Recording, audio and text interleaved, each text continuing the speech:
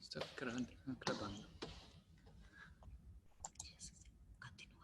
Yeah.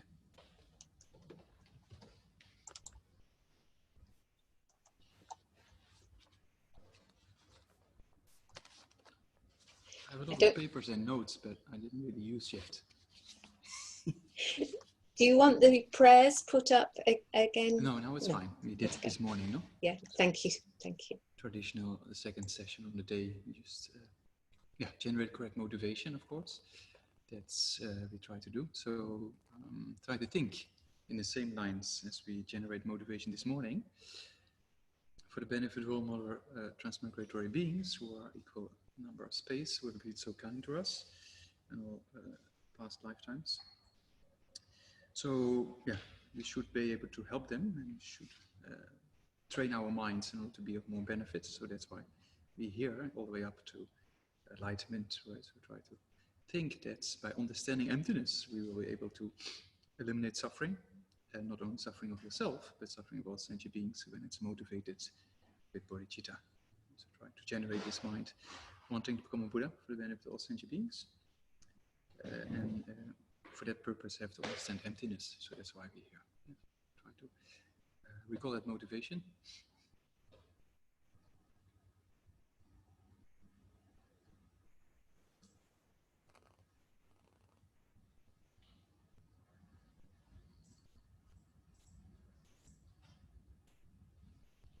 Okay, so then this morning we have more or less the same people, I think.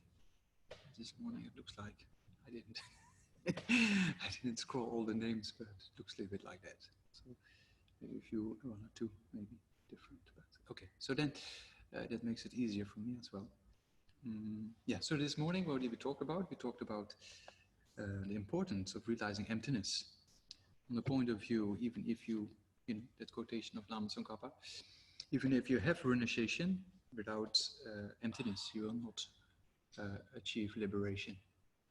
And without emptiness, even though you have the realization of bodhicitta, as we discussed this morning, you are not able to achieve the goal of enlightenment.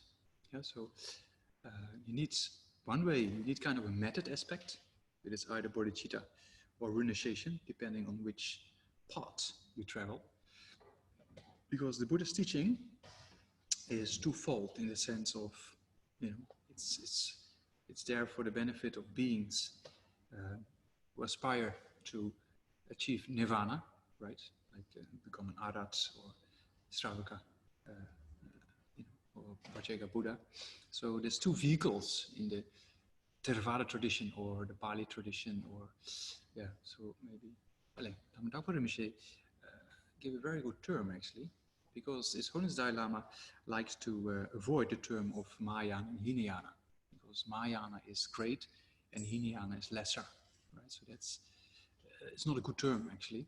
So Dhammadakpa Rinpoche told me that he uses Pratimokshayana, very good term, because Prati means individual, moksha means enlightenment, liberation, right?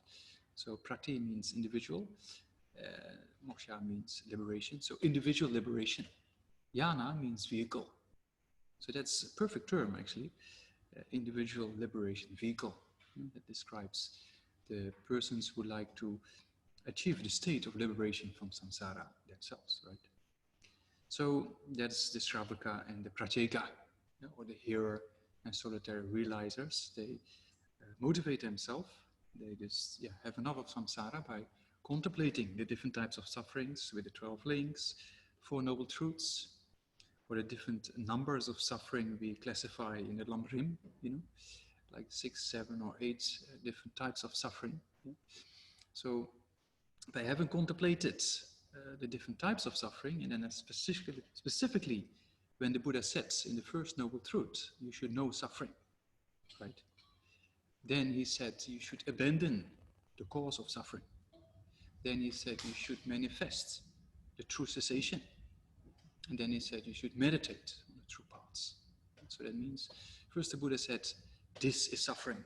And then he pointed out the contaminated aggregates, right? And then he said you should know suffering.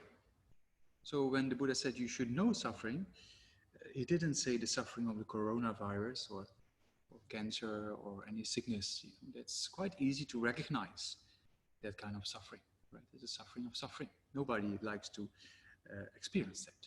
Yeah? So then we also have the suffering of change, like this kind of beautiful weather. I don't know in your place, but we just today I had lunch with a team in the garden of Giant Center. And then if we sitting in the shade, because in the sun it's too hot. But sometimes in the building it's a bit cooler, then you want to be in the sun. But then the sun is too hot, you want to be in the shade again. Then the shade gets a bit uncomfortable, and be in the sun again. So there's a suffering of change, right? That's also, we can, to a certain extent, we can realize. It's not that difficult. But when the Buddha said you should know suffering, he didn't say you should know the suffering of suffering, a headache, or one of the effects of the coronavirus, something like that. That's easy to recognize. And suffering of change is also easy to recognize. But the Buddha said you should know suffering, referring to the all-pervasive compounded form of suffering, right? So yesterday, I think we already talked about the contaminated aggregates, right? The aggregates that have contamination, meaning as long as we have karma and afflictions, right? We have this contaminated kind of aggregates of body and mind, yeah? So until we have completely eliminated ignorance together with the seeds, we will never be liberated from this cycle of birth, sickness, aging, and death, then going to high states of rebirth, falling down to lower states again, giving up the body, taking the body again and again, never being satisfied, So meeting things you dislike and never meeting things you like, never finding what you're looking for. And it summarizes the 6 or 7, depends which text, different types of suffering, and the other classification of 6. So that means that having contemplated these points, that's why Lama Tsongkhapa, in the 2 Lamrims, the middle length Lamrim and the Great Exposition, he says in short, as being the last type of suffering in those classifications, he said in short, having contaminated aggregates. That's a very skillful way of putting it, because the Buddha said you should know suffering means not the suffering of suffering, like the suffering of birth or sickness, aging, and death, right? It's quite easy to recognize. But that's why Lama Tsongkhapa said, in short, having contaminated aggregates. Because if you have contaminated aggregates, those that are created by karma and afflictions, right, then the cause for suffering is always underneath the surface, right? Now we're quite comfortable. Some people sit more comfortable than others, I can see. So that means that physically we're quite comfy. But underneath the surface, there's this cause for suffering. We just have to go out and meet a person who has the virus, get it into the system. And then depending on many causes and conditions, you either get lesser symptoms or more serious symptoms, and some people will die, you see? So that means that underneath the surface, those causes are present. It's just a matter of the conditions are not met, right? So that means that as long as we have negative karma that come to ripening, and as long as we have afflictions that produces this negative karma, then we basically stuck in samsara, right? So that's why Lama Tsongkhapa said, in short, having contaminated aggregates, that summarize this aspect of when the Buddha said, you should know suffering, because the all-pervasive compounded form of suffering refers to this aspect of having contaminated aggregates of karma produced by karma and afflictions. Yeah, so that means as long as we have karma and afflictions, there's no way out of suffering. So temporary, of course, of course, and conditions to be quite okay, but that can always change. So that's why you have falling back and the uncertainty of samsara, right? Yeah, so there's many aspects to that. As you can see, everything's so comfy in the world, like before the virus started. Everybody flies wherever they want to fly. It's so comfortable. It's kind of amazing, and then all of a sudden it stops, So that means that all amazing, but still underneath the surface, these kind of possibilities are present. It's just the conditions were not met, right? So it's a very good teaching. It's very sad that many people have to suffer, and that's also part of our contemplation. on compassion, right? To see, you see the news, just contemplate, right? And then try to see that the people who are suffering, you know, it's not, you know, people that, like many people in India who lose their jobs and have to walk all the way home, you know. It's not, that's the suffering of suffering, but that is rooted in karma and afflictions, right? So that's a deeper insight. So that's why Lama Tsongkhapa said in short. You know, so that if you have that insight, as we talked this morning, about which compassion is the strongest one, is the one by those who have realized emptiness, right? Or with understanding of emptiness, to have compassion is much more profound, as we saw this morning, yeah, because you understand ignorance, and you understand ignorance can be taken away, right, with understanding emptiness. So that becomes a very profound aspect. And so to go back where we left, so the Buddha said, with the first noble truth, right, you should know suffering. So then the Buddha was referring to the all-pervasive compounding form of suffering. So all-pervasive means in the body, it pervades everywhere. You just have to put your finger in the fire, and there it is, right? Or your toe. So it means it pervades everywhere. Or just underneath the surface, it's just ready to get sick. That karma is present, right? Yeah. So, and then we die. You know, that's going to happen to us. Like with the virus, it's kind of all the governments acting, you know, straight away. With the global warming, it's too far away, so they don't have to worry now. But basically, it's the same, right? It's just a matter of time. You know? So for our body, same thing. We human beings, we think like that. Oh, for the time being, I'm quite comfortable, and you know, why should I worry about that? But then slowly we're getting older and older and older and older, and then things become more and more difficult. And then actually, you know, it's now only with the virus some people start to realize what's going on, but that was already going on before the virus came into being, right? So yeah, so take it into practice by contemplating these points can be quite beneficial. You know? Generate compassion for those who are sick, you know, and see the drawbacks of samsara. It's just a matter of meeting the conditions. Yeah?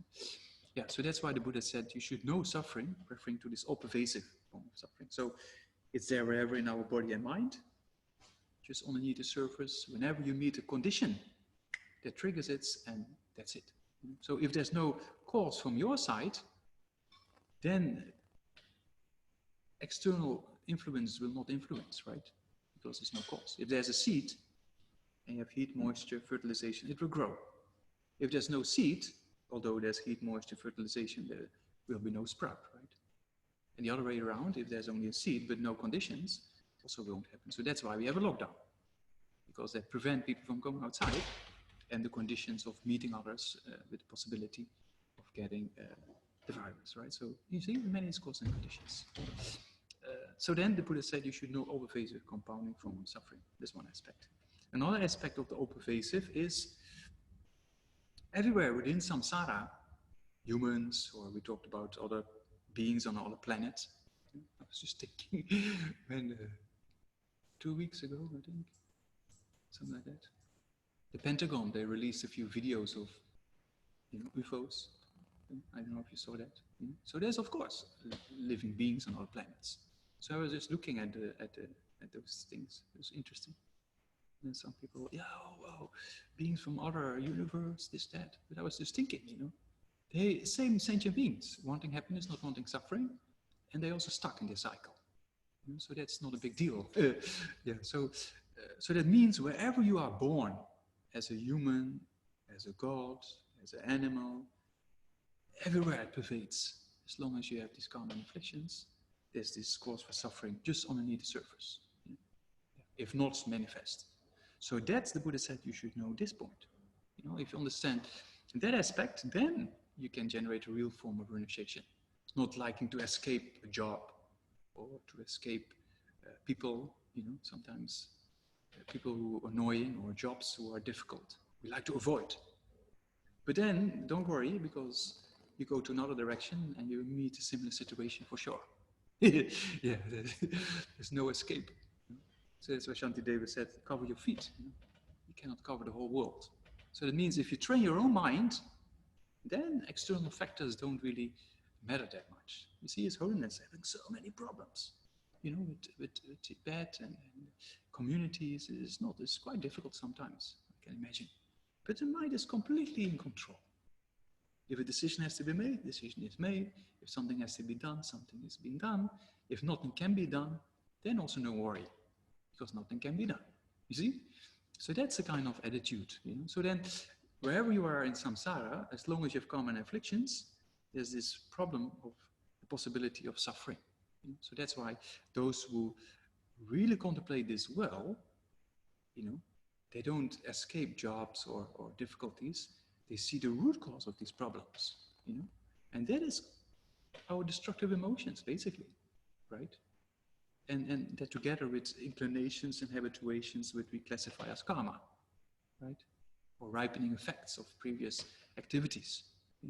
So that means those who really understand this aspect of suffering, they generate a wish to be free of that, right? Same with an addiction.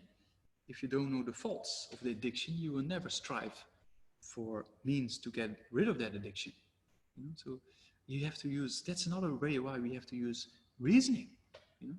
For example, I always find that quite striking when I came to the UK last year, because in India people use bedi. Bedi is kind of a little secret, homemade, kind of looks like homemade kind of bedi. I forgot the name even. Yeah, anyway. So you know what I'm referring to, right? Bidi. Bedi, yeah. So people smoke that, but there's no pictures on the packages because it's just kind of a leaf thing with a kind of sticker or something. But here in the West, when I went to the supermarket last year for the first time, and I saw this kind of pictures of the lungs or other parts in the body full of cancer, and then it says smoking kills. It's quite intense. But if you're a smoker and you see, oh yeah, it's not good for you, anyway, then there's no reason behind looking at the picture and thinking, oh, it can happen to me as well, and using reasoning, understanding the issue. If you use reasoning, understanding the issue, it's easier to stop. So that's why we use reasoning, you see. So same with this all-pervasive compounding form of suffering. If you said, yeah, okay, not nice, then you don't really develop, right? But if you really contemplate these aspects, and then especially now with emptiness, if you see there's no controller or there's no self that helps you to save yourself, there's just a body and a mind, and that's in cause and effect relationships. So you be more careful, you see, you understand. So that's why if you have insight into emptiness, also the renunciation will be much more profound. Yeah, this morning we talked about compassion being more profound, right? But see, same thing here. If you understand emptiness, then what Sune says, then you think, oh, liberation is possible. Why? Because you can eliminate the root cause of suffering. So you can eliminate the root cause of all pervasive compounding form of suffering, right? So the Buddha said, the second noble truth, the first one, you should know suffering, right? Knowing this all pervasive compounding form of suffering. Then he said you should abandon the cause of suffering. Second noble truth. So that means the direct, in Tibetan we say, the direct cause for suffering are the afflictions, right? The destructive emotions. But the root cause of suffering is this ignorance. So if you understand this ignorance with your understanding of emptiness, then your renunciation will be much stabler because you understand this all-pervasive compounding form of suffering together with the root cause, right? Yeah, so same thing there. We talked about, having understanding of emptiness, generating compassion, bodhicitta, right? But with renunciation, exactly the same thing. By really understanding emptiness, then you can see there is no self that protects you or, is not influenced by karma and afflictions. It doesn't exist. So it's just a matter of where your continuity goes in the next life, right? So that means that if you understand that aspect, it can be quite scary.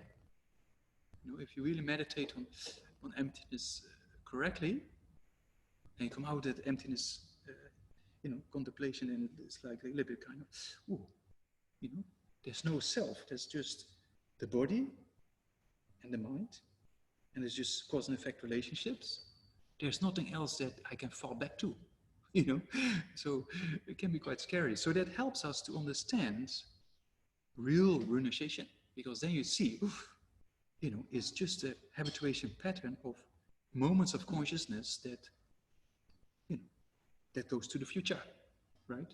So then the more we habituate ourselves to these understandings, then you can see, oh,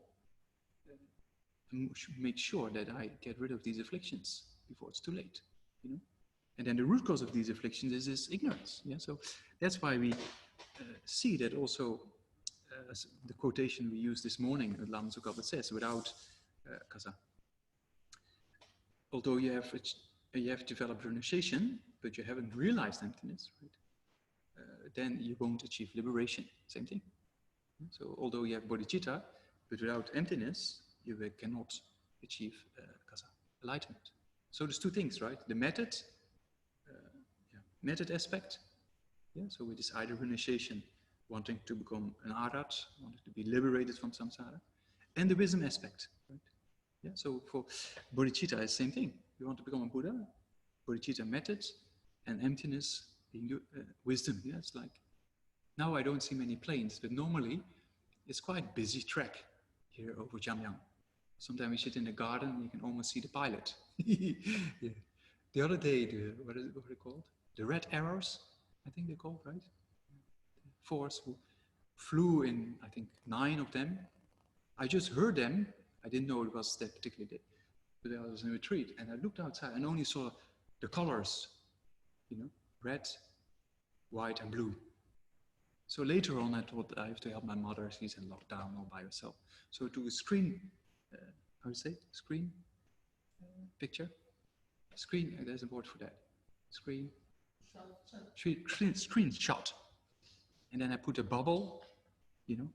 Oh, Namdak, please give my greetings to mother. So I sent an email to mother. I said, oh, Mom, Boris, the pilot, you know, he said hello. And he did a Dutch flag for you, you know, because it's almost like a Dutch flag. Yeah, so, yeah. So it's like a plane or a bird with 2 wings. Yeah, so without the 2 wings, you cannot fly to enlightenment or liberation. So you need the method aspect and the wisdom aspect, right? Yeah, so, yeah. So that's why we need emptiness. For renunciation, pratimoksha yana, right? So to achieve the state of liberation, only having the wish is not enough. You have to have, because same thing, when we talked this morning, Tayata, it's as follows: gate gate, para samgate, bodhisoha, right? So for the other parts who like to achieve liberation from samsara, same thing. The genuine renunciation, right?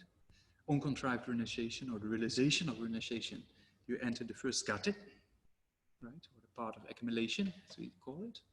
And then, at least on the second level of the part of accumulation, the person realizes emptiness. It's kind of many texts in the Abhijamalankara you can study. Yeah? Though there are also who realize emptiness before. Yeah? As we just discussed this morning with the Bodhisattva yana. Yeah? So Pratimoksha yana, for individual liberation, meaning they strive for liberation of themselves. Yeah? So that's the Pratimoksha yana. Yeah? So they also go on these paths and realize emptiness in the same way, part of, you know, accumulation, part of preparation, then part of seeing and meditation and no more learning. Yeah? So at the time of no more learning, meaning in that particular part, they reach nirvana. Yeah? Yeah, so they also need emptiness. Without emptiness, you cannot accomplish that. Yeah, so that's, yeah. Then, so we have already 2 scopes of the Lam Rim. This morning we talk about bodhicitta and enlightenment. Without emptiness, you cannot achieve enlightenment, right? That's the great scope of the Lam Rim. Then the middling scope of the Lam Rim, you want to become liberated from samsara, but only the wish is not enough. So you have to realize emptiness, right? So that's already the two scopes of the Lam Rim. Now I go backwards. And then also with precious human rebirth, you know, what's the cause for precious human rebirth is morality and prayers and all the kind of conditions of practicing other aspects of, you know, practicing patience as as I said before, and effort and those kind of things to get the right conditions. Yeah?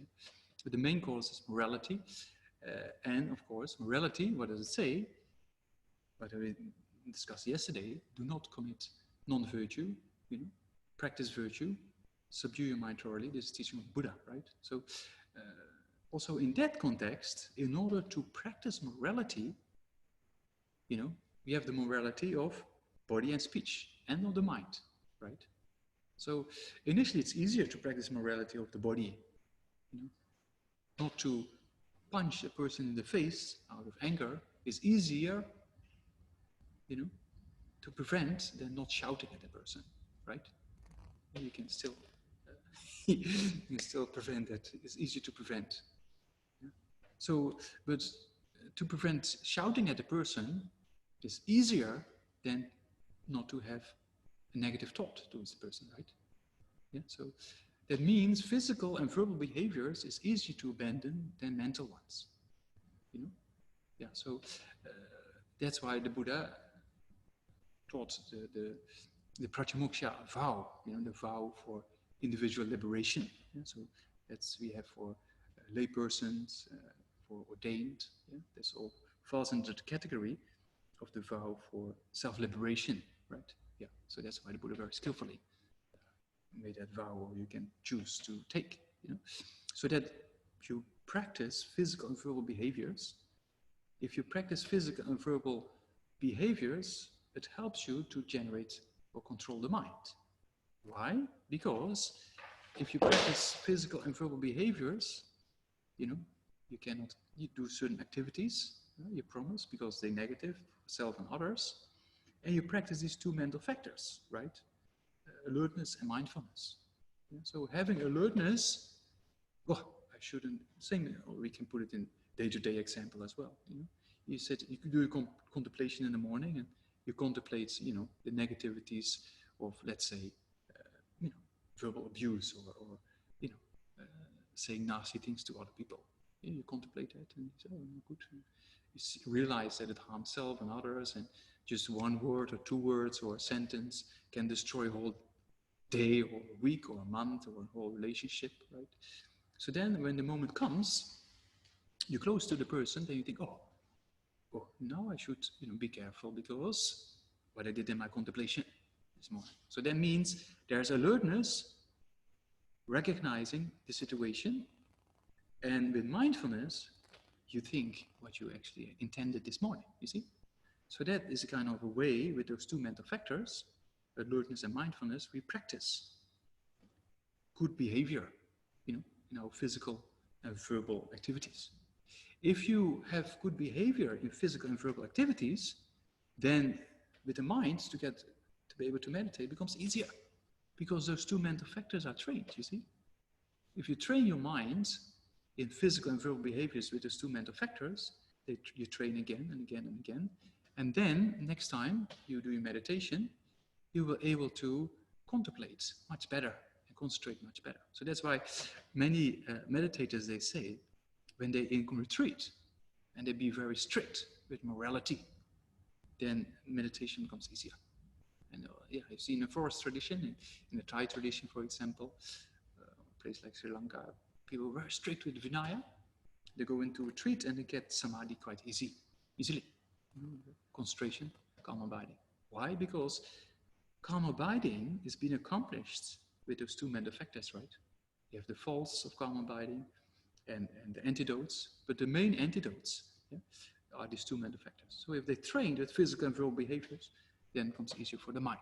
So that's how it works. And then if you can train your mind well, then especially with understanding of emptiness, because we're talking about pressure and rebirth now, the less afflictions you have, the easier it becomes to practice morality, right? So it goes back and forth, you see? So that the more you understand emptiness, the more you can apply antidotes towards the afflictions. The more you apply antidotes towards afflictions, the less harm you give to others and yourself, which is a practice of morality. And in that way, you create cause for pressure and rebirth, you see? So that here, all the three scopes of the Lamrim, pressure and rebirth, liberation, enlightenment, you need emptiness. Sesa. That's how it is. So that's why, because every talk on emptiness I have to get people ready, you see. So that's why yesterday I spent the whole afternoon in trying to get you ready. And this morning I got quite a few people ready, and now in the afternoon I have to keep people ready. You know, so that's why I start with this kind of introduction to make sure you understand why we have to study emptiness. Because if you study Lamrim, I said before, it's very logical and very structured. Why do I meditate on this? You have to know that, you know. If you know that well, you get inspired. Why do I meditate on death and impermanence? Why do I meditate pressure human rebirth? Why do I meditate on suffering? You should know that, you know. Otherwise, it doesn't come. If you're really convinced about the reason why, then you go for it, you see. Same with the parties I mentioned before. I believed, so to say, that it will bring me happiness, you know. Luckily, I didn't do too much drugs, so I was quite lucky in that regard. Now in Amsterdam, for my friends who were there on the screen in Amsterdam, I stayed a few times. Yeah, Annelies and Annette, you know. So in Amsterdam, you can walk on the street. You don't have to smoke yourself because other people smoke for you sometimes, you know? But yeah. So that means then there's no hardship, you know. If you're convinced in certain aspects of the Lamrim, you know, then why do I do this? Then you understand. And then retreat is easy and very joyful and beneficial, you know. I remember my first retreat in Dharmashala, 1995, I think. I just did a Kopang course. Yeah, 95. I was just a monk, and I had only less than 2 months, and I had to do a Vajrasattva retreat before my visa was running out. So the first retreat was pretty intense, I tell you. The first solitary retreat as well. So I got a bit of loom, they say. It's kind of tight heart, you know. So the retreat was not very beneficial. Then the next retreat I did, the same place to eat, I think it was a refuge or something. I was maybe too relaxed. Now I'm too relaxed with retreats, but it was very beneficial because, you know, try to be in silence, but when I met people, you know, it's difficult, like I'm silent, like that. Or write letter. So I always find that more of a distraction than actually just talking, say hello and move on. So yeah, so now I'm too relaxed, I think, in retreat. But if you're a bit serious and you make a schedule, you know, then it's very enjoyable. And then you get something out of the Lamrim if you do together with these kind of prayers and practices, purification, accumulation of merit, pray to the Guru, you know, those kind of things. Then it becomes very beneficial, you see. So that's why we have to know, why do I meditate on this point? So that's why I give you a sales talk. Why do I meditate on emptiness? You know, so wherever you go in the Lamrim, you need emptiness. Even day-to-day life, without emptiness, problems will come again and again and again. You see, so that's why emptiness is so important. So that's why, first step.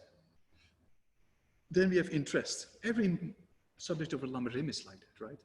Suffering. Why do I meditate on suffering? In order to understand the problem. And then a wish to get rid of the problem. You know, if we always avoid the problems, then we never solve them, right? So we have to understand, okay, what is a problem? Okay, can I do something about it? If it's yes, then the question is how, right? So with Lamrim, same thing. Why do I meditate on this? Oh, I meditate on suffering in order to generate a wish to be free of suffering. And then you see the suffering. Then next step, how do I meditate? Right? So the first step is why. Next step is how. So if you read, for example, Pabunga Rinpoche's commentary on the 3 principal aspects of the path, it's very clear. These structures, you know? Why, how, and then in the end, if you finish your meditation, check if you produced, you know, the state of mind that should be produced from the meditation. Yeah, if you produce a mind after meditating on death and impermanence, and then you get really depressed and down, and the mind goes in lockdown from the point of view of not able to, you know, to move forward because you're down. I met a few people who said, yeah, I'm going to die anyway, so why should I make plans? It's just stupid, right? So, of course, you have to make plans, you know. What I said before, like the Kadampas, they look at the big picture and make plans for as long as you live, right? And so that means the meditation on death and impermanence should produce an effort of a mind that wants to do something about it, right? Same with, and do something about it now. Now we still have the opportunity, depression, rebirth, you see? So same with suffering. We meditate on suffering, not to make us depressed, because some people think, you know, the Buddhists, you know, meditate on suffering and death. We don't like to think about death and suffering. We like to enjoy life. We like to have freedom. You know, so people think the real freedom actually is to be free of the afflictions, right? Not to have parties as much as possible. I think many years ago, I was still a student or something. They had this kind of project in the Netherlands that they have an isolated place and then people can do whatever they like in that particular place. And then they check, the scientists, what comes out. But actually, those projects were not very successful. Because if everybody does whatever they like, some have more afflictions than others, you know, like certain politicians we see on the news. Yeah. So that means that if you just follow your afflictions, you know, not all politicians, but there are very good ones as well, you know, but I'm just referring to one particular one, some country a bit further away. But so if you just, you know, follow the afflictions, then there's only asking for trouble, right? So that means that to meditate on these points helps us to understand what is the issue and then do something about it, you see? So that's the emptiness same thing. So that's why I spent spend some time on why, you know? That's very important to know, yeah? Because then we're getting kind of ready, you know? Yeah, so that's why I do meditate on emptiness, you see? Yeah, so probably the Buddha, same thing, you know? When the Buddha saw this, then he saw the suffering, you know? And then he saw this caused by ignorance. And then he saw, you know, I have to do something. So that's generated so much effort that the Buddha saw that over lifetimes, you know, he went to a lot of difficulties to accumulate merit, countless lifetimes. Why? In order to realize emptiness, eventually directly, you know. So that's why on the part of accumulation, preparation, the bodhisattvas, they accumulate so much merit for that purpose, you see.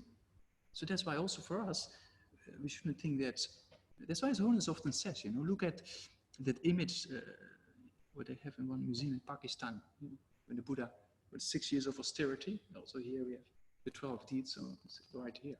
Then you see the Buddha, how much hardship the Buddha went through, you know. It's very helpful. If you are difficult sometimes, oh, retreat's difficult, this, that, difficult, then just think about the Buddha, you know, the Jataka tales, just read, you know, or the masters of the lineage. When I was a bit down, sometimes in the monastery, when things were difficult, you know, because it's not always sunshine, it's always sunshine basically outside, but inside, not always the sun, you see. So then I was reading biographies, and then I read, so yeah, sometimes, because it's 20-year program, you know, it's not something like, okay, just another, in Jume was easy, in Jume was just 1 year, so to live with 7 roommates and a roof that you have to adjust the tiles to prevent the rats or the rain from coming in. One bed was living in we didn't really have a kitchen, we had just had a veranda, you know, so outside. So we had bed to bed, you know, yeah, there's maybe 5 centimeters between 2 beds, you know? And then you have half of a table for your books, because the other half is for somebody else, right? So conditions were pretty tough.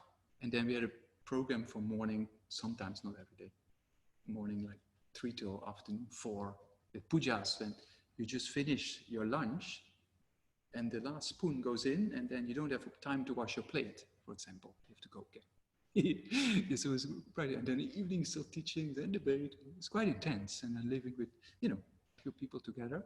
So, but it was just 1 year, so you can push. Kind of, okay, so 1 year. Instead, it was a bit longer. So then sometimes I got a bit, you know, kind of, thanks to the blessings of the Guru, I made it. Otherwise, probably I was lost somewhere else. But yeah, So then sometimes when I got a bit down, I was reading these biographies, or the stories of the Buddha. It's very inspiring. So, for example, biographies of Vajrayana Lotsawa, one of the great translators from the Nyingma tradition. Very inspiring. Stories of the Buddha, extremely inspiring. Jataka tales. Then you see how much hardships they went through. Naropa or Marpa Lotsawa. It's very inspiring. And then our little problems we have sometimes in our comfort, is kind of peanuts compared to what other people went through. So especially the Buddha, lifetimes, lifetimes of dedication. So that's very inspiring. Why? Because they saw exactly what I'm talking about now, the need to realize emptiness. You see? So that's why if we then think, oh, it's all too difficult, let's put it aside. It's kind of a bit short-sighted. I'm still quite short-sighted, but I was also very short-sighted when I was young. Became a Buddhist. It's kind of, why should I study for so many years? I did over at university and, maybe do everything in English and then do some retreat and that's it. But my teachers told me, no, Namdak, no, you're going to study and learn Tibetan and then you go to the monastery and you do something more. So that's, thanks to them, I made it. So very fortunate. So yeah, so we have to know why, the reason, So emptiness is like that, yeah. So for presumed rebirth, is great benefit. Practice morality. So in order to practice morality, you have to subdue your mind. Understanding emptiness helps us to subdue the mind. Renunciation, wanted to be liberated from samsara. Without emptiness, you cannot be liberated. Yeah? Bodhicitta wants to become a Buddha for the benefit of all sentient beings. Without emptiness, you cannot achieve that goal. Yeah, the two wings of a bird. Yes, okay. So there we are again. Yeah. Then I go into more official. Wear my glasses and everything. Yeah. So, yeah. Yeah. Look at that. So, yeah. So emptiness. So this morning, what did we do? We went over dependent origination, right? Yeah. And the three levels of dependent origination. The dependent origination of cause and effect relationships. Yeah. And dependent origination of parts and a collection of parts. And dependent origination of mere imputation by the mind. Yeah. So I promised you to now talk about the other aspect is one and different. Yeah, I put those things also in that write-up you can read later on, read it along Rim, yeah, regarding these points. So one and different. Yeah, so there's a very powerful meditation to understand, to see that the self doesn't exist, either being one or different from body and mind. Yeah, so yeah, I just take some water.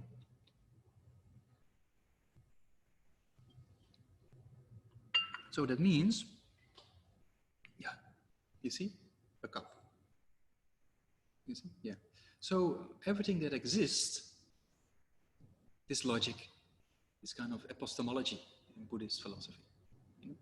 So whatever exists is either one or different from the cup. The cup itself is one with cup. My body, the table, the computer, is different from the cup. Right or wrong? Right.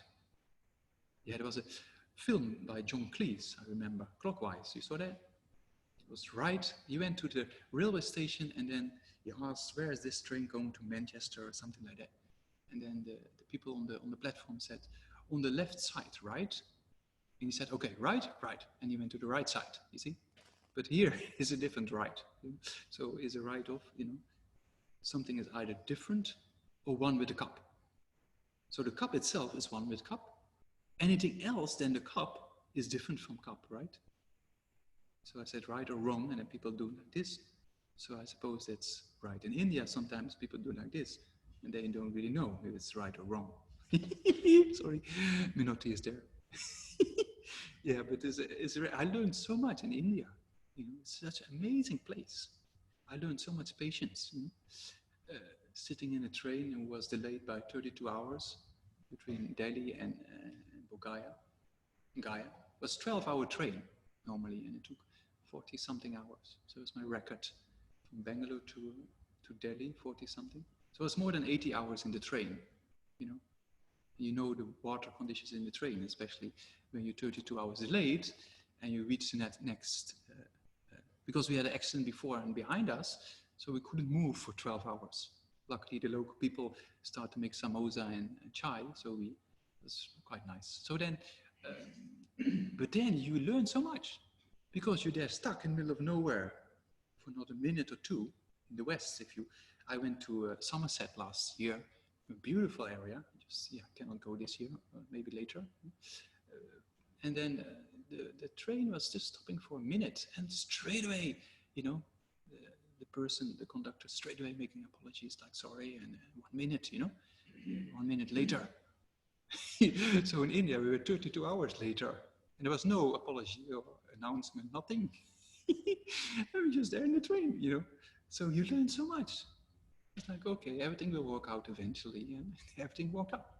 Only problem was that when you start rolling again, then we reached the coming stations, and the people were supposed to have a train every 24 hours, right? So the train after 24 hours after we left didn't come because we're still on the track. So then the people thought our train was their train, but actually it was our train. So it got a bit busy on the train, and then the water, kind of conditions are different.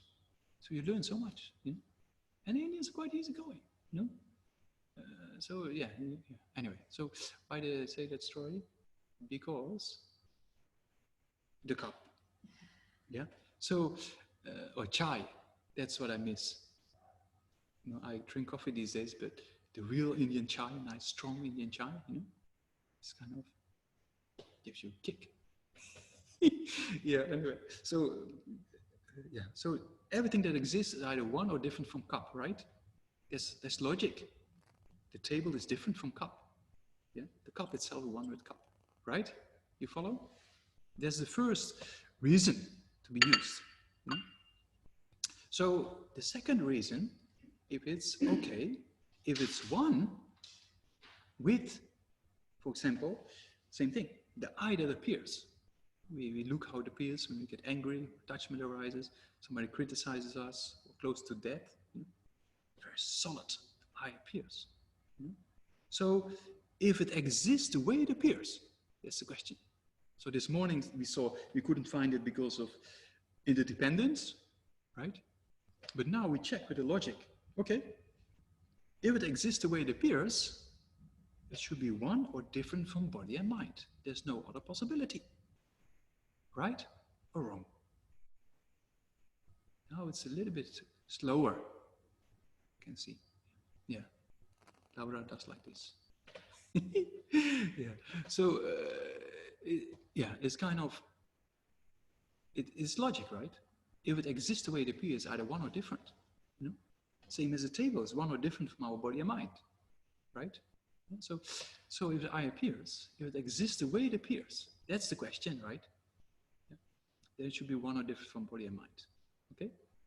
So that's the first reason, the first pervasion to be ascertained, as it says, or the first pervasion to be realized. Yeah, that's the first step. So one or different, body and mind. So then you check, okay, it should be one or different with the body, or it should be one or different with the mind, right? So first you check with the body. Okay, the way it appears, one or different from the body. Is it one with the body? Then it should be many, because we have many parts in the body, right? So it appears to be one. You have to see, you have to know the object of refutation very clear. How does it appear? It appears to be one, independent. So it cannot exist the way it appears, because the body has many parts. It cannot be one with the body. You see?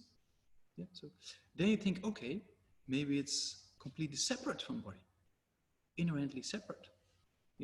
But then the relationship is not there. My arm, my leg, same as a dog and a cat. Completely, different. It doesn't feel like that. The I appears to be sometimes called prasangika, mixed. There's different ways of how the object of refutation appears, acquired or innate. We're talking about the innate appearance. Yeah? That's the most important one, because that's the root cause. That's there since beginner's lifetime. So it seems to appear to be mixed, but seems to have a very concrete, from its own side, existing self. It cannot be one with the body because there's many parts. That cannot be inherently separate because we say my arm, my leg, my this, my that. It's not separate. We cannot find it separate. Or you put your body away, does the eye still appear like that? True. So it doesn't exist to be one, but different from the body. Right? So then same with the mind. You check. Okay. So here you say, okay, what is object refutation? Comes clear to the mind, right? Appears. Then hold it. Corner of the mind. Then check. Okay, if the self exists the way it appears, should be one or different from body and mind. Right? First logic. You ascertain or you realize or you understand. It's true. You're convinced. Right? Okay, then next step. Okay, there's one with the body or different from the body. So next we saw it cannot be one because many parts and appears to be one. You know? So it's not one with the body. Then put your body aside, it still eye appears, it doesn't appear. You see? It's not inherently different from the body. No? First logic. Then, okay, then it's maybe one or different from the mind. You know? So then you check. As we talked about this morning, consciousness is just a flux of moments of awareness. You know? So in those moments of awareness, there's no same thing. There's many moments, many types of consciousness, but the I appears to be one. So if it appears to be inherent all by itself.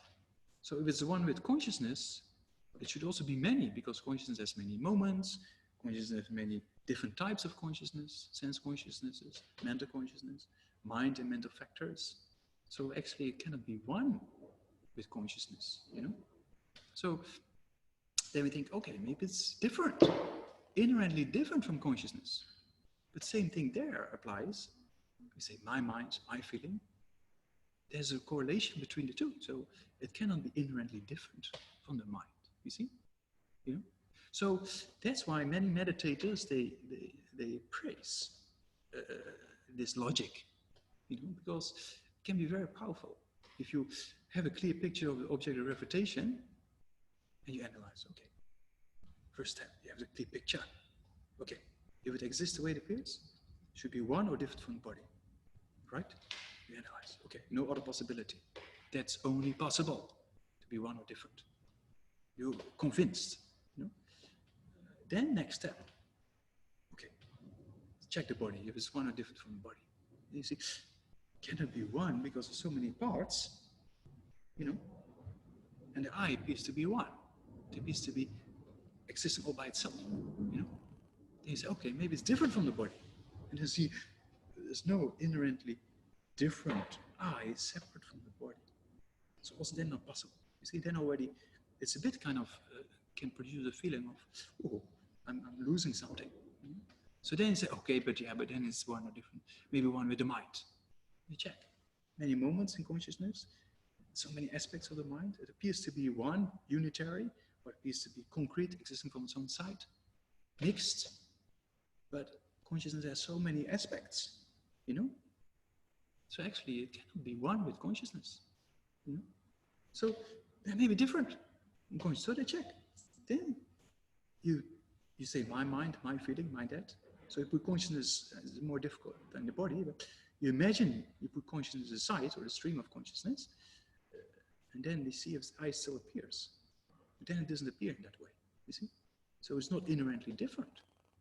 So at that time, the meditator, when has all the factors complete, accumulation of merit, purification, having studied well, having checked things with teachers, back and forth, you know, discussions with other people, you know, then meditates and then checks if it's one or different, right?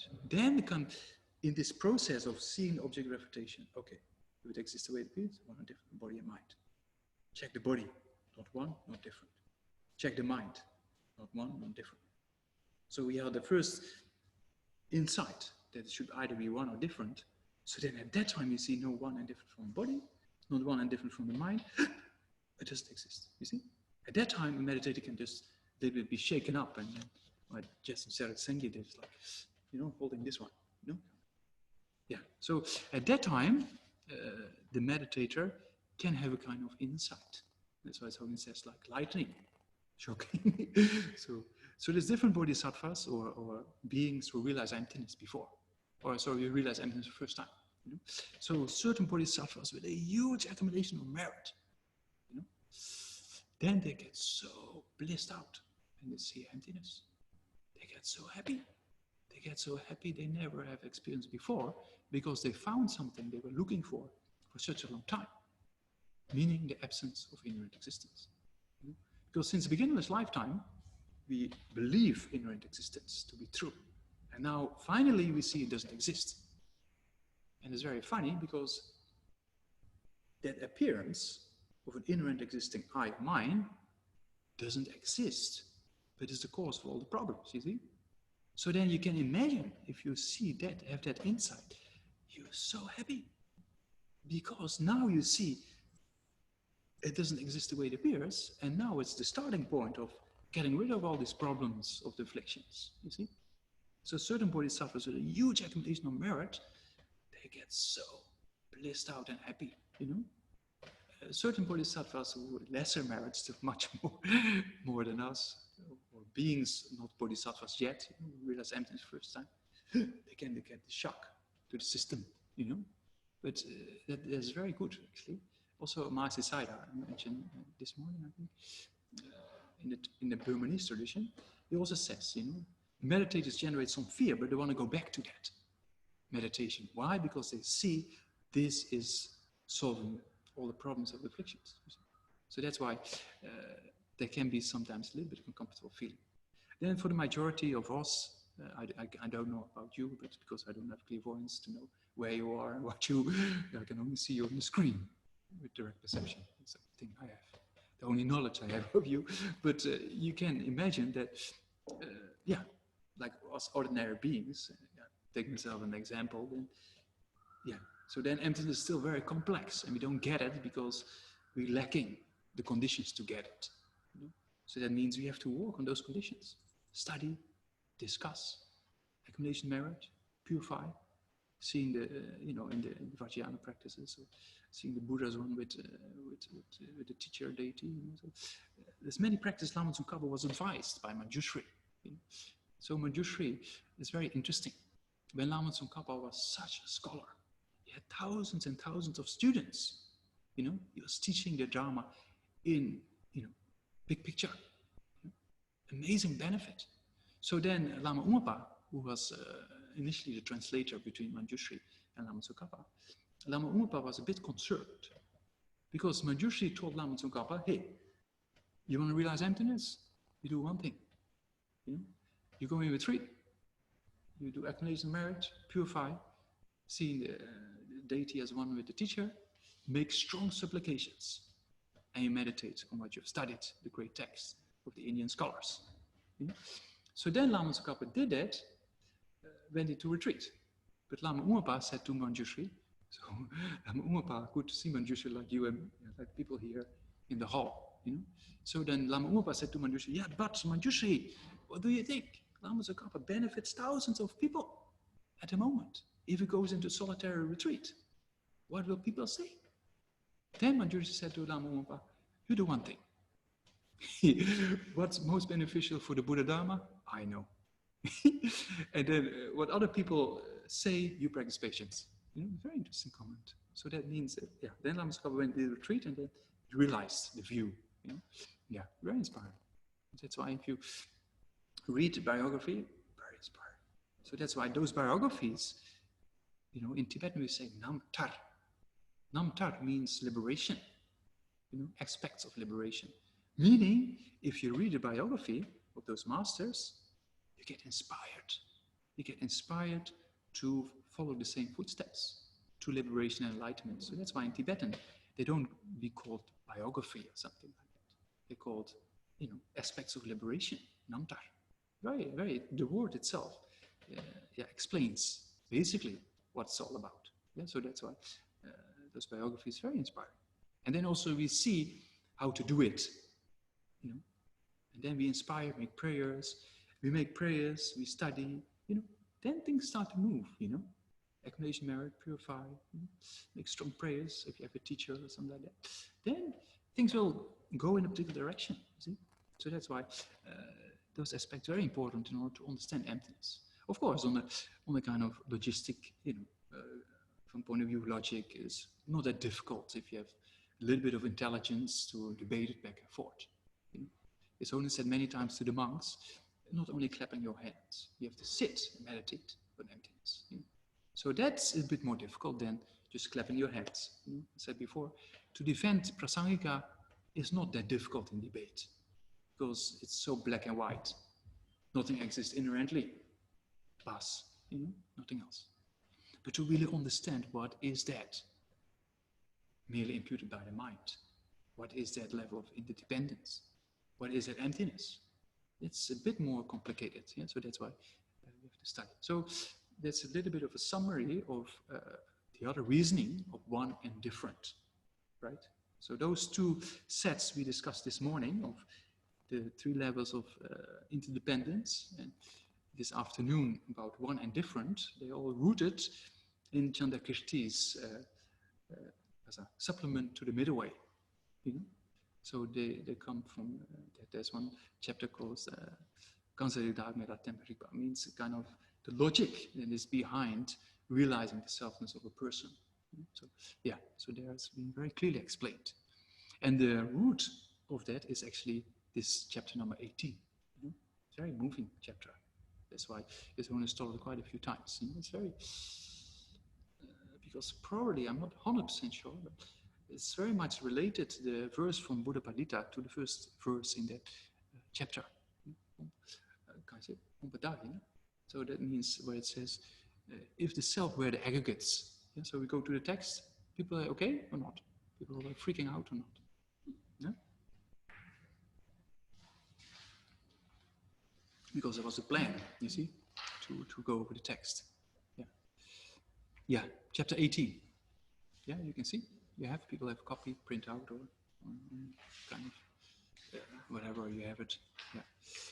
So this chapter, is short, but it actually deals with the most important points of philosophy of emptiness, very condensed.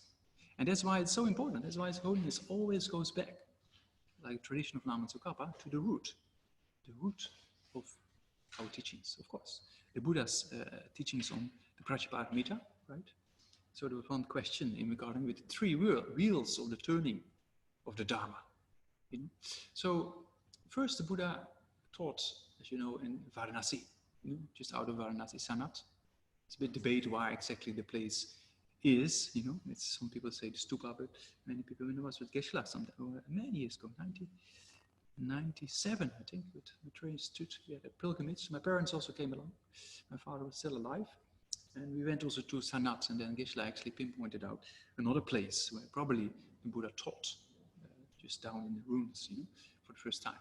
So there the Buddha taught the 4 Noble Truths, we just discussed. You should know suffering. You should abandon the cause of suffering. You should manifest the true cessation, and you should meditate on the true paths. Yeah? So that's the Buddha taught in Varanasi. So that was more a teaching, a general teaching. Yeah, that was more or less for the general kind of, future Buddhist practitioners, so to say. Yeah? So then later on, Rajgir. Some people maybe visit Rajgir in Bihar. Yeah, so this kind of mountain. And on top of that mountain, there's a place where the Buddha taught. And then all the arhats and, the people, realized people were in the sky, flying around, receiving the teaching of the Buddha. It's very interesting. Rajgir, very interesting place. Even, I think the 13th Dalai Lama, when he came to, or the 6th maybe, not sure. My mind is like a sieve. When it comes to lyrics of pop songs or house music, rave, I was into the rave hardcore house music, I can remember exactly the rave. There's not many lyrics, so it's only one lyric every 3 or 4 minutes, so that's easy. But I can remember that very clearly. But when it comes to the Dharma, it's like a sieve. So I think it's the 3rd Dalai Lama, maybe. who came in pilgrimage on the 13th, I'm not sure. And who, I think maybe we were 6th. I think 6th maybe. Yeah. Anyway, one of the Dalai Lamas who came to India for pilgrimage, went to Rajgir. And just before entering the hill, he said, I cannot go up. It's full of the text of the Prajnaparamita. I cannot walk over the text. You see? Such a pure vision. So we ordinary people, we just see rocks and rocks and path, cave, that's what we see. But actually he saw, texts, the whole mountain. Well, it's not a real mountain, it's more a hill, but yeah. So that at that point, the Buddha taught 2,500 years ago, the Prajnaparamita, something like the Heart Sutra, no eye, no ear, no nose, no tongue, no body, no mind. Exactly that spot. Yeah, so that's more or less a view of the middle way view of Buddhist philosophy. While Sanat, the first turning of the wheel, was more or less a general one, some we can say Pali tradition maybe, mainly referring to, it doesn't pervade though, mainly referring to Sautrantika and Vibhasika. Of course, there's also interpretations from other schools of Buddhist philosophy, but mainly that. And then the second turning in Rajgir, then the Buddha taught mainly according to the Madhyamika, right? And then at the third turning, he taught mainly according to the mind-only school. So at the first turning, we say the Buddha was mainly teaching the Four Noble Truths, and the truth of selflessness of phenomena was less taught or hidden. Listen. At the second turning of the wheel, the Buddha taught the hidden meaning of the ultimate nature of reality. But at the second turning of the wheel, the Yulchen, the object possessor, or how we say that, Kasa, the mind realizing emptiness was hidden. He only taught emptiness at the second turn. On the third turning of the wheel, the Buddha taught about the mind realizing emptiness. You see? According to mind only, or according to the Vajrayana, or according to how the mind that realizes emptiness, object possessor. And then of Buddha potential, those kind of things related with that, he taught in the third turning of the wheel. So this interpretation is possible that that relates to the Vajrayana, or that relates to the clarity or the clear-light mind, or the mind-only school interpretation of mind only. Yeah? So we don't have time to go into details, but so there's a third turning of the wheel. Yeah? So then during the second turning of the wheel, we taught the Prajnaparamita. So Nagarjuna wrote this commentary, Fundamental Wisdom. Yeah, so one of the main important chapters is this chapter number 18. So they know where it comes from, right? From the Buddha, and then Nagarjuna wrote this commentary. And this commentary, as you can see, is not that easy to be understood. And many different interpretations can happen, or are possible. So that's why after Nagarjuna wrote this text, then Buddhapalita, he wrote this commentary. Actually a commentary according to Prasangika, but not that clearly set out. At that time, the tenets were not that clearly defined. Yeah? Then Bhavavika came, who was an upholder of the Svatrantika view of Madhyamika, and he wrote a commentary and had some comments about Buddhapalita, right? So then Chandrakirti came, and Chandrakirti clarified everything for us. Just spoon with some very nice food, just like that. That's Chandrakirti's kindness, We just have to only, put it in the mouth, chew a bit, swallow. It's, without Chandrakirti, it's very difficult to realize emptiness, because he made a distinction. Okay, Nagarjuna said this, Buddhapalita says this, and the meaning is this. Bhavavika says this, because he has this and this interpretation. But the real understanding is like this. So profound. So that's why, if you have time to read the works of Chandrakirti, there's a few things translated. It's amazing. It's very, very clear. And that's, we can find not only in Geluk, also in other teachings. So, but it all started with Kasa, with this, this text of Nagarjuna. So maybe I explain a few verses for spaciousness. It's, it's maybe not enough time to do everything. So the first verse, if the self were the aggregates it would have arisen and ceasing as properties. If it were different from the aggregates, it would have the characteristics of the, it would not have the characteristics of the aggregates. We just discussed one or different, right? So if it's one with the aggregates, then it should also have law of cause and effect, you know, and being impermanent, momentary and changing, but it doesn't appear like that, you see? And of course, it doesn't have, it appears to be one, as we saw, and the aggregates are many. Then, if it's different, inherently different, it will not have the characteristics of the aggregates, like a dog and a cat, for example, right? They're totally opposite from each other, and it doesn't appear like that. And so that's, we just discussed. That first verse relates to, one and different, where we just did the logic.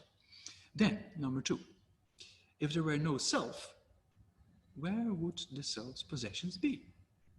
From the pacification of the self and what belongs to it, one is free from grasping onto I and mine.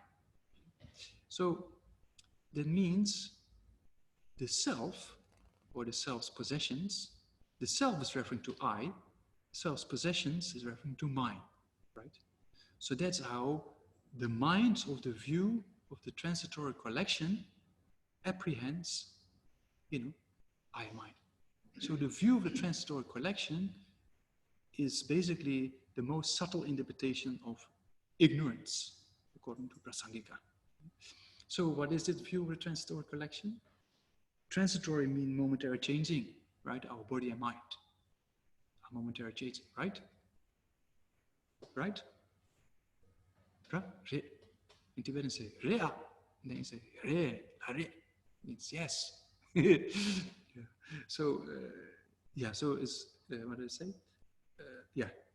So the view of the transitory collection means it views the momentary body and mind, it focuses upon this. Mikne, mean to focus upon that. And then it thinks it exists, or on top of that, it apprehends itself inherently. It's the view of the transitory collection, roughly translated. So by focusing upon the mere collection of the 5 aggregates, it apprehends itself to exist inherently. So that's the view of transitory collection. As I and mine. That's the last line. So focusing upon the aggregates, the mere collection of the aggregates, it thinks or it apprehends that there is a self existing inherently like I and mine. So that's what it actually talks about here. So in the last 2 lines of that verse, it actually teaches us how to oppose this view of the transitory collection. Because if you see that particular self, as we just discussed, one and different, or yesterday, this morning, right? Yeah. See, I'm always starting forgetting. So this morning we talked about dependent origination. So also that proves the self cannot exist the way it appears. So with those 2 faults or 2 types of reasoning, you can also combine them together. Then you can see it doesn't exist the way it appears. What? This I and mine that we apprehend as existing from its own side by focusing upon the aggregates, right? So that self doesn't exist, as we just discussed. So if you see it doesn't exist the way it appears, you cut this kind of view of the transitory collection. You cut ignorance. Yeah, that's verse number 2. Then verse number 3 is a debate. So that's a person who says, one who does not grasp onto I and mine, that one does not exist. So one who views non-grasping onto the I and mine, he or she does not perceive the reality. That means if you don't recognize the object of refutation, how the I appears. If you don't have that picture clear, you will never really understand what is the conventional I and what is actually emptiness. You see? Because if you don't have a clear picture, then we might think nothing exists at all. By analyzing, nothing exists. But if you have a clear picture, how does the I appears, and then see it's either one or different, come to conclusion it doesn't exist the way it appears, there you go, you get it. So that's here, verse number 3 is a debate.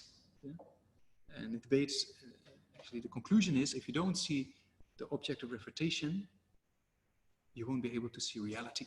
You see? So that's why Lama Tsongkhapa in this, most of his works, he says, recognizing object of refutation, you have spent most of the time initially on that point. Then a little bit of reasoning, one and different. Then go back again. How does it appear?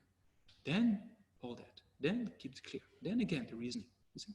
Yeah, because it fades away easily when we start analyzing. Yeah.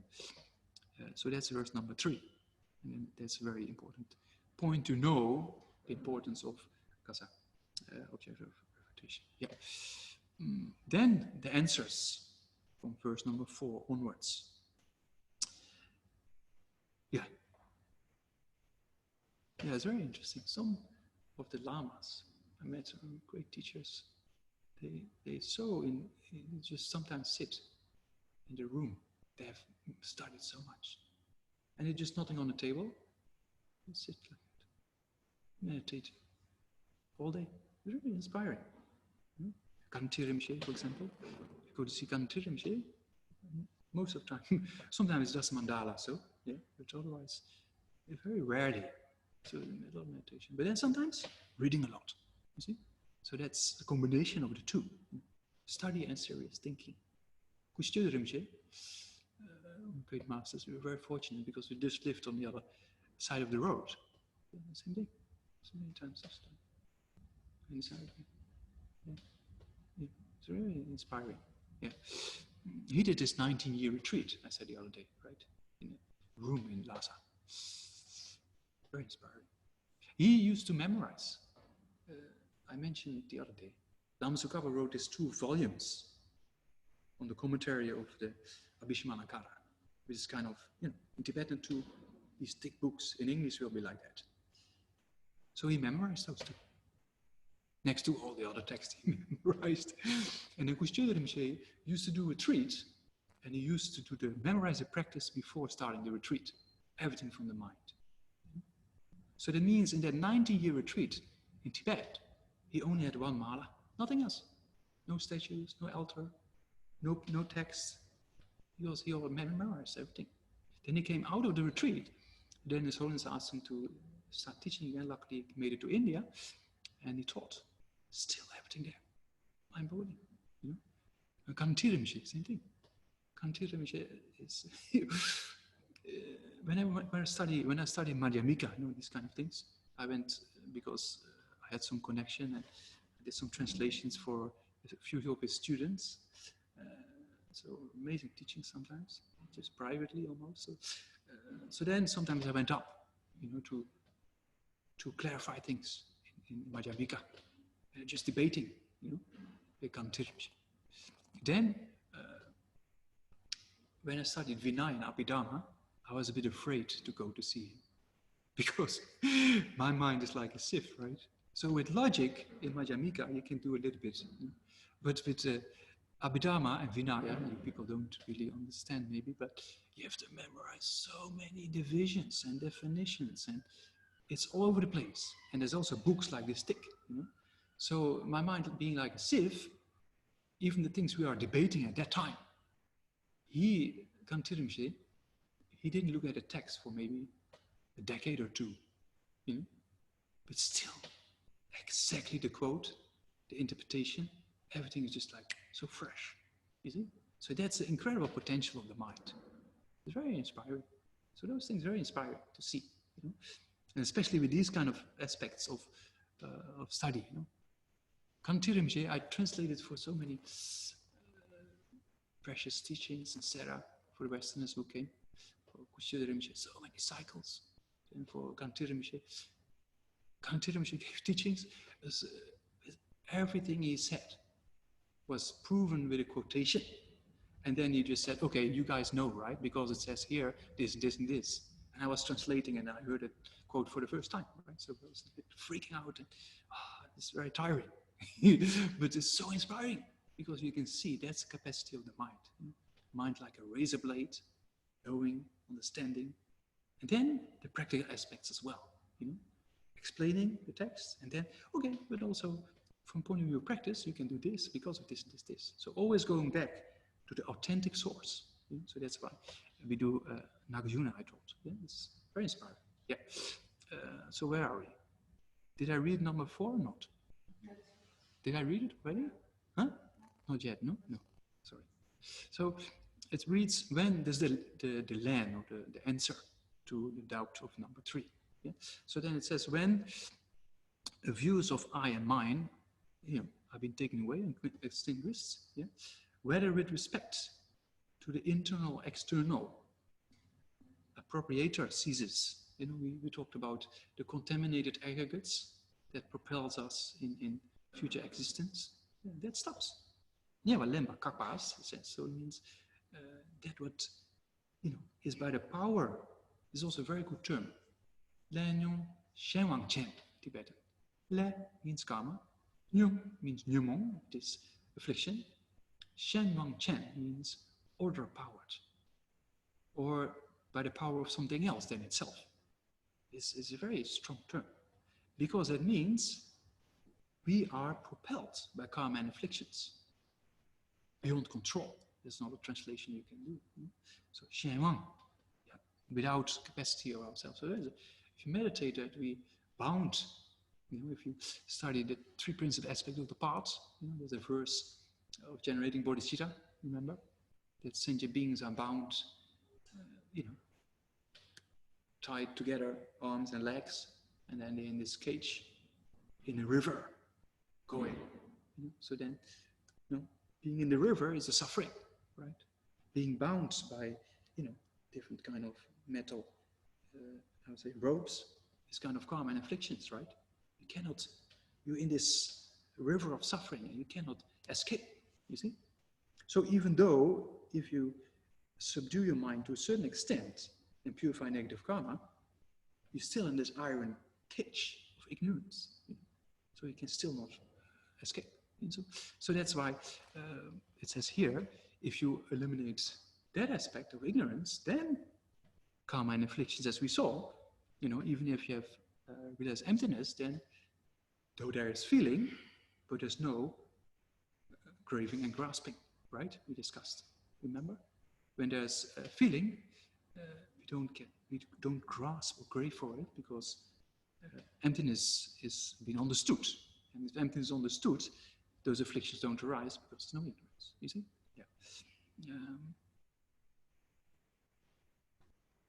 Yeah. With respect to the external, so that verse 4 actually explains the thing we already discussed in the 12 links, right? That if you understand emptiness, you eliminate karma and afflictions, especially with direct perception of emptiness, and that's the end of samsara. That's a very positive thing. So it's very inspiring. I don't know if you find it inspiring, but I do. yeah. So His Holiness also said, it's so inspiring. And His Holiness talks about emptiness and bodhicitta. It's so inspiring because His Holiness has, realized it and has said from his own experience. If you understand emptiness, you think liberation is possible. If you have bodhicitta, you think if you work hard with effort, realizing emptiness, you get there. Very inspiring. Very inspiring. Yeah. Yeah. Yeah, so then the other verses are very similar ones. He gave teachings in Sera, so many monks gathered. It was like full house in Sergei Assembly Hall, packed. And Rinpoche, he was requested to give an explanation on the 8 verses of mind training. 8 verses, very short. So then Rinpoche, instead of starting with the text, he talked about morality, good devotion, for a long time. And then towards the end, Rinpoche said, people asked me to give the explanation of this text. Then with 2 sentences, he explained the first verse, and he said, the remaining verses, like a prayer, is the same. And then he just rushed through. So I feel I'm doing the same thing almost. I don't have any qualities, but rushing through the last part, that aspect. But once Rinpoche gave also initiation, and the first day it didn't happen, And you could see the monks, they never expected like that. Most lamas are very punctual. Pushtu's Rinpoche was so strict. He should stop on the minute. You know, very inspiring. Rinpoche has a completely different approach. You know? So in the monastery, he's quite on time, generally speaking. The transmissions we organized in Shatikamsa for a few years, because the monks have to go to debate, everything. So the schedule has to be there. But then once in the monastery, there was a free evening, I think, 2 free evenings. And then Rinpoche was planning to give high guru initiation. First evening didn't happen. So that for monks very uncomfortable to be promised something and it doesn't happen. And then Rinpoche said, oh, I'll do tomorrow. So then the next day, same thing. Almost same thing. So then we have a kind of Maitreya statue. You can see we have one on that side. So also in the temple on that side. So there's a kind of 5-colored kata around Maitreya like that. Yeah. Behind the glass. And then Rinpoche was teaching. Rinpoche, of course, facing the audience. You know, also facing Rinpoche and the kasa, the altar. And then all of a sudden that 5-colored kata starts to burn in a beautiful flame. So Rinpoche, he knew what's going on, but Rinpoche full control. He's teaching, serious. So the abbot was looking, you know, what's happening. And then the temple caretaker was like, shoo, shoo, shoo, getting behind the glass and get rid of the fire. You know? So he did it. And then Rinpoche, he made a comment. He said, oh, frightening, right? And he said, but very auspicious, very auspicious. And then he told the story of in Tibet, there was the Tanka of Maitreya, and then everything burned except the brocade and the Tanka. So yeah, so those things happen sometimes, yeah. Anyway, I'm telling too many stories because it's getting tougher and tougher. So I have to keep people relaxed. And that's why sometimes stories help. And it's inspiring to know the stories. Yeah, anyway, I find it inspiring. So then the remaining verses, yeah, if I read them all, then people get bored, I think. Basically talked about similar things as we just discussed, you know. That there's 2 reasons, right? One, indifferent, and interdependence. You know? And there's another reason of Chandakriti, inherently possess the aggregates. The self, you know, doesn't inherently possess the aggregates, you know. It's number 5. And then, you know, 6 and 7, one is kind of, the aggregates themselves are not the self, and the shape is not the self, right? So that's all the 7 to make it complete. So the last 2 are very coarse forms of a self. Yeah, that is not the aggregates, that's kind of basically an acquired form of grasping at itself. And the shape is not the aggregates. It's also easy to realize that that's not true because the shape of the car is not the car, right? Right? Yeah, it's even more than that. Shape of the body and mind is not a person. So that's the complete 7-fold reasoning of Chandakriti. But among the 7-fold reasoning, the things we discussed are mostly meditated upon, right? Because if you meditate in that way, you can slowly understanding of what self actually is not and what is it. You know, in Tibetan, in debates, we learn a lot of what is not. It starts in the first year. Not pot, not pillar, not cup. We don't use cup, table. We don't use pot, pillar, and what else? Just very, very dry examples, you know. But it helps logic. Not this, not that. Or you can say, if you say not cup, means something different from cup, right? If you say not cup, it means cup. Or if you say not opposite of cup, means cup. So you can go like, not opposite of not cup. What is that? So in debate, you have your mala, then you calculate the opposites, you calculate the not and the not, and then you know the answer. And then the longer the the not opposite of not is, more time it takes. Yeah, so anyway, there's logic, you know. Yeah, but it's important to know because if you exclude things, you start to learn what it is, right? Yeah. So emptiness is actually what we called non-affirming negative. You know, that means if you realize emptiness, it's not that something comes instead of the inherent existing self. The self appears inherently. It's not that it goes out of the door being inside before. Not like that, because it never existed. So that's why we say it's a non-affirming negative. Like the emptiness, I always say the emptiness of the elephant in the room. Here in London, I say the London eye. Yeah? Because there's that famous thing you can go around. You have to pay a lot of money these days, I think. But you can go around. How do you call the thing? The London eye normally is kind of, yeah, anyway. You know what I'm referring to, you can see on what pictures. The tourist. That's Radek, one of my friends here in London. He took me for the first, I was just a week, I think, or 2 weeks here. He took me for a touristy trek. So also we saw the London Eye. The first time I saw it. And the second time I saw it when my mother came last November. So I did 2 tourist trips already in my, staying in London. So this room is empty of the London Eye. Right? Your room is empty, of an elephant, I suppose. Yeah? Yeah, no elephants in the rooms. Okay. So all your rooms are empty of an elephant. So the emptiness of the elephant, or the absence of the elephant, is kind of a permanent phenomenon which we call a non-affirming negative. Right? Nothing comes instead of that. It's just a lack of something. So emptiness, same thing. It's just a lack of something, which means the lack of an inherent existing self. Right? So that's very important to know, because when you meditate on emptiness, one and different, then it should be a void that appears. When you see, okay, how does the eye appear? It's not one, it's not different, it doesn't exist. So at that time, it doesn't exist, a kind of voidness should arise to the mind.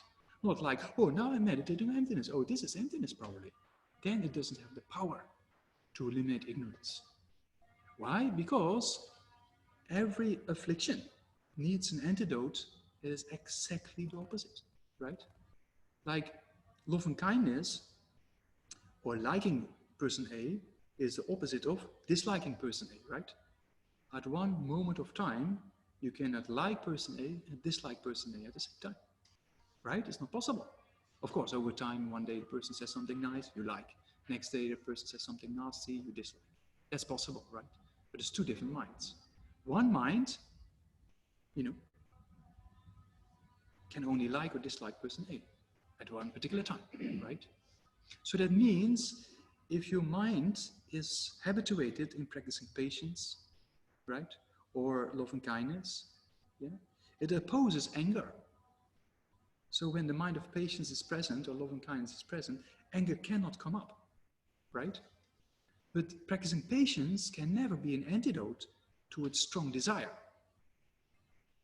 Only when you get uptight, it then becomes anger, right? Yeah. If you meet, you want to have your object, but you cannot, and then anger arises, that's a different story. But the initial desire that comes up, practicing patience can never oppose it, right? So every affliction or every destructive emotion has its own uncommon antidote. You see? Yeah. So with emptiness, same thing. It should be an antidote to grasping that inherent existence. So technically speaking, we say the object of apprehension of the view of the transitory collection, which we just described, is a mind that focuses upon body and mind, the aggregates, and then thinks there's I and mine existing inherently, right? That's what's been held by the mind or apprehended or appears to the mind. So emptiness sees exactly the opposite of that. Inherent existing self, no inherent existing self. So if you have this mind of this lack or this absence of this concrete I and mine, that exactly opposes what the mind of ignorance holds. So that's why it's a non-affirming negative, it's just a void, and that's why it becomes antidote. So that's why if you contemplate emptiness and think, oh, this is emptiness, and da-da-da-da-da, and everything in nature depends on origination, it's leading towards 2, but not really holding emptiness with the mind, right? So that means if you meditate, and you get a little bit of feel of the object of refutation, how the I appears, right? When you get angry or attachment arises, and then fear, see how it arises. Then you do this logic, one or different, or what you did this morning. Then you see, oh, it doesn't exist the way it appears. It's not there. Empty. You know? Then only it has the power to oppose ignorance. You see? So that's why it's very important to know. So you can see it's quite academic, but there's reasons for it to grasp, to understand. That's why, yeah. But I mean, it's not that difficult, right? What we did this morning and this afternoon is kind of course, it's all logic, but it's understandable to a certain extent, right? So then in the first hearing, it's kind of okay. But then in the second hearing, it's like, okay, yeah, maybe. And then in the third, fourth, fifth, slowly it comes. And same for us in the monastery. We do this 4 years, 6 days a week, Yeah, so it's heavy duty, as we say, yeah. So yeah, just don't get depressed. Yeah, so just, yeah. And imprints, I said before, today 58, so yeah. So that means that very fortunate, because to discuss emptiness is, presumed rebirth is rare, but to discuss prasangika is impossible, basically. So the impossible became possible today, so very fortunate. So that also you should know that having thought about these things is shaking samsara, you see. So it's very fortunate. The essence of the Buddhist teaching. So we couldn't conclude the whole text, but I just read from Tibetan. Yeah. So then it's quicker. And then, yeah, because my blah, blah, blah is just, not much benefit. But the text is written by Nagarjuna. And yeah, in the unbroken lineage of His Holiness, I received this chapter 3 times, 2 times separately, and once His Holiness gave the whole text in Gomang, opening of the Gomang temple. Yeah, so I just read this imprints. Yeah. So that's the first verse, if the self is the aggregates. Kedan jigba chendagyur, kelda pumpa namlishin, pumpa tseni, mebagyur. Dani yomayin, Dani yobayina, Dagi yobakalagyur, Dagdan Dagi shivagyur. Ranjin azin megyur, Ranjin ngayizin megyur. Ngaze zin kam deyang yoba mayindi. Ngaze zin eba kangi tongba. Midong nangi jiro nidala dadang dangi nyamsena. Yewa lemba kagyu shing de sepana. Kewa se leda nyamon seba tar. So it talks, if you realize emptiness, then karma and afflictions get exhausted. Leda nyamon namto le. Everything that arises from the conceptions of the afflictions, and we call it the net of the grasping of a self. All the things that comes from apprehension of self, karma and afflictions, you get liberated from that.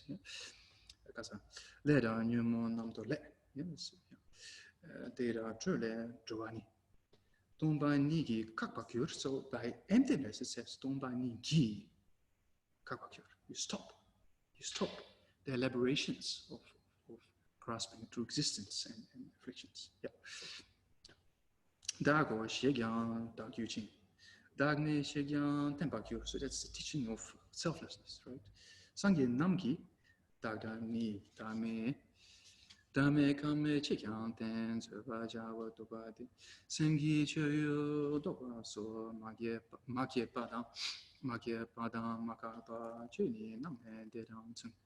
Damje Yanda Min. So it refers to ultimate nature of reality, being empty of inherent existence, everything. Yanda Mayani, Yanda Min, Yanda Ni. Yeah, it's a different explanation. You can read later on next the commentary of His Holiness, and also I said this whole text has been translated together with Lama Tsongkhapa's translation under the title Ocean of Reasons. one of the professors from Varanasi, together with a Western scholar, Gengawan Samtala, together with the Western, I don't know, it's probably about wisdom, ocean of reasoning, commentary, Balam Sukab on this text, very, very good commentary.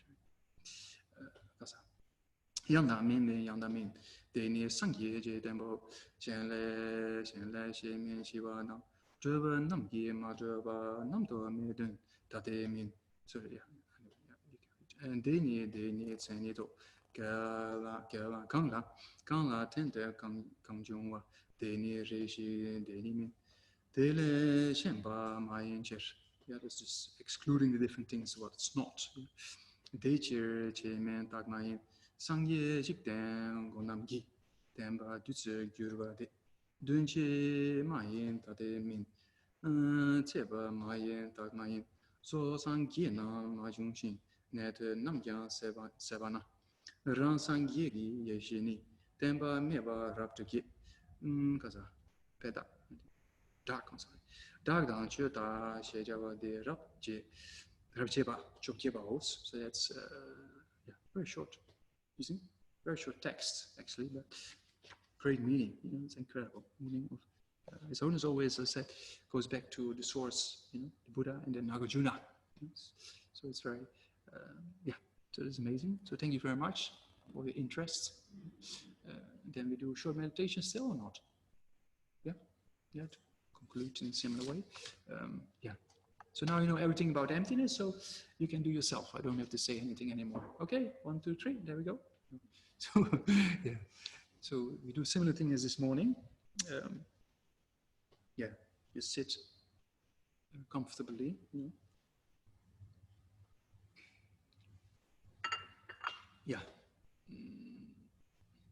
So 9-round breathing we skip. We don't have 1 night's time, right? Yeah. So just to get a little bit of a guided aspect of emptiness. So now we try to do one and different. This morning, remember, we did cause and effect relationship, dependence of that. So now we do analytical meditation, one and different. Yeah. So first, breathing. We do anyway, but just concentrate and then count the breath from 1 to 10. The 2 mental factors, has been explained. And try to focus the mind, to concentrate. So do that for about a minute or 2, counting of the breath.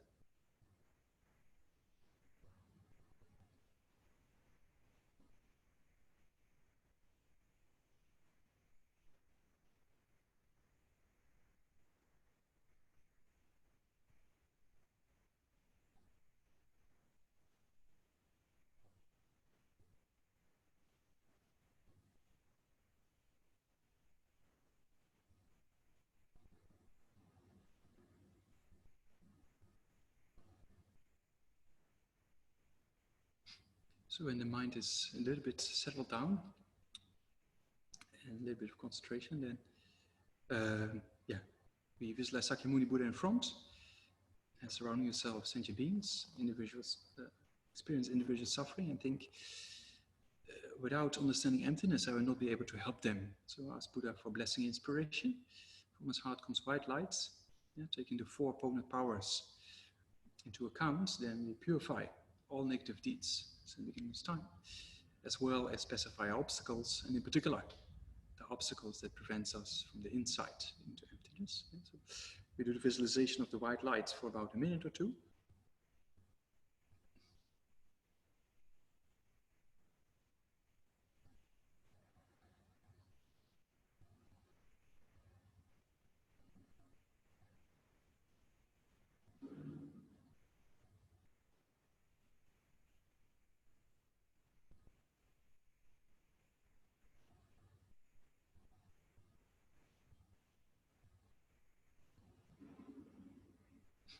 And then think that your whole body is filled with this white nectar light, completely purified. All obstacles being pacified. So also, that's very important to have strong faith it happened. Very important. And then with the same intention, we request the Buddha in front, and this time golden nectar light comes from his heart, crown of your head, fills your whole body. And by receiving this, get all the potentials for the realization to come about, and in particular, the realization of emptiness. So that we do for about a minute or two.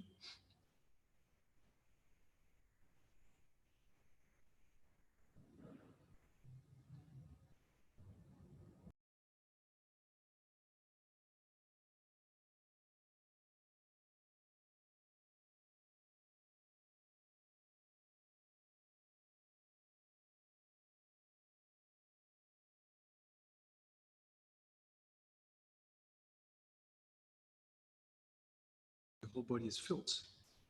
This yellow golden nectar light, completely mixed with the Dharma, suitable to meditate. And then, we do the analytical meditation. So try to recall a moment, somebody criticized you. There's reasons it's more fresh, or a heavy impact. In the past could also be helpful. So, person who criticizes you, or a strong desire for something.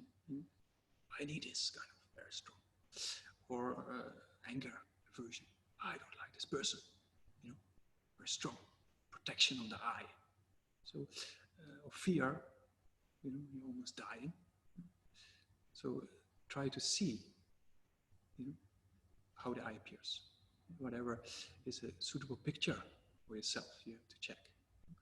So then try to see how it appears, and then focus on that. Make it clear, keep it clear. And so let's do that for about a minute.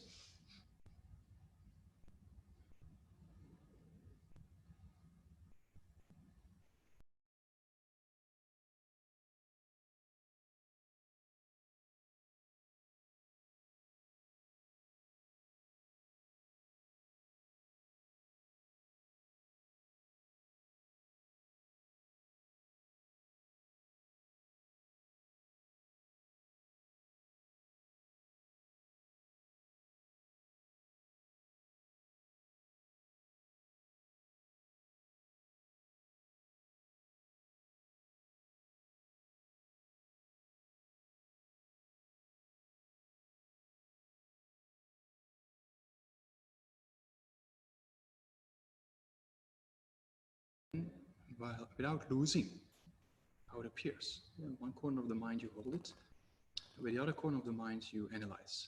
If it exists exactly the same as it appears, it should be one or different from body and mind. So that's the first logic you analyze. Try to become convinced and ascertain and understand. That's the only possibility, one or different, without losing that picture of how it appears, right? Yeah, so try to do that.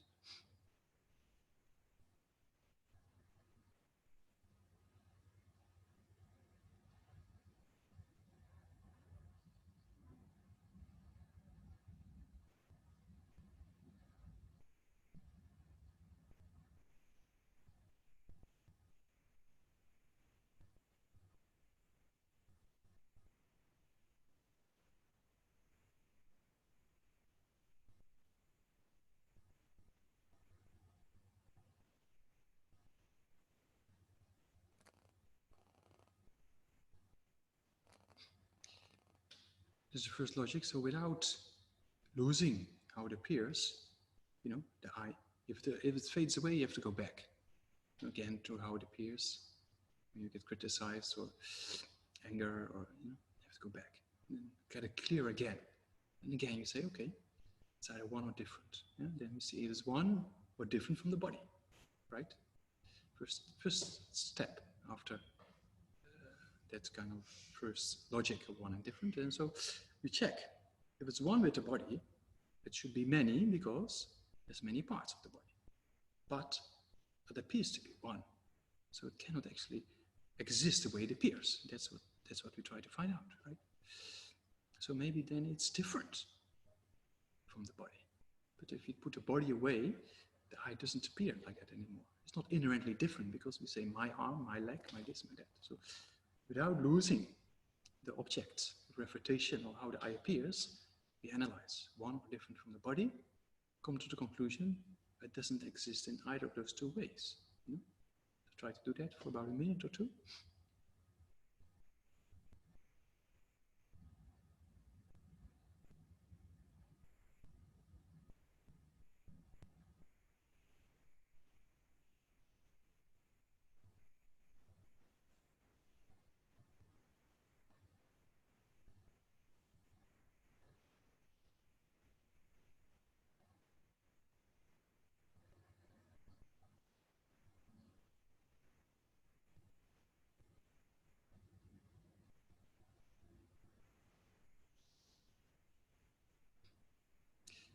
then try to see it doesn't exist in that way. Can it be one?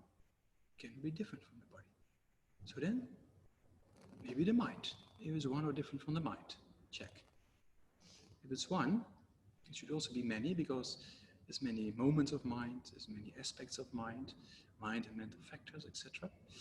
So actually, so without losing how it appears, right? Objective refutation, how the eye appears. See, actually, oh, that cannot be one with the mind. Maybe it's different from the mind. Then we say, my feeling, my thought, it cannot be inherently separate from the mind. So actually, it doesn't exist being one or different from the mind. So analyze that for yourself.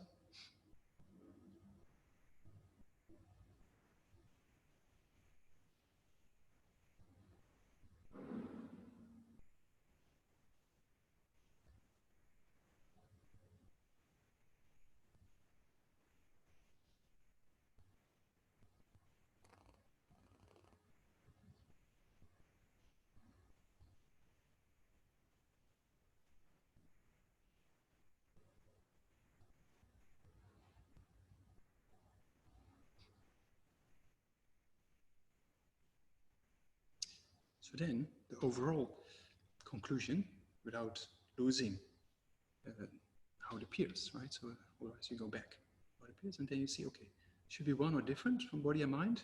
Is not one or different from body, not one and different from mind, but doesn't exist the way it appears. It's empty. You know?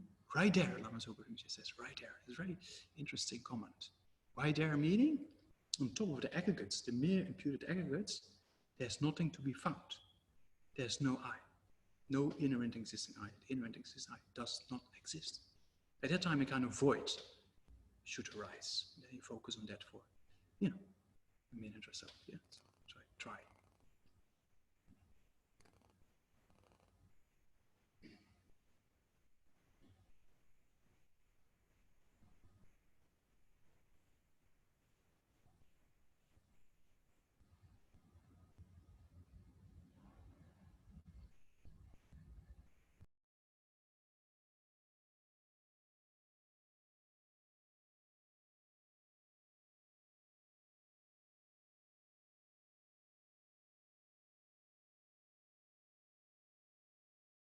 Then the Sakyamuni Buddha, very pleased with your intentions, and he comes to the crown of your head, becomes smaller and smaller, and then descends. Yeah? And then descends to your heart, becomes one with your own mind at the level of your heart. You can feel a little bit kind of bliss or blessing, good feeling there. Yeah, do that.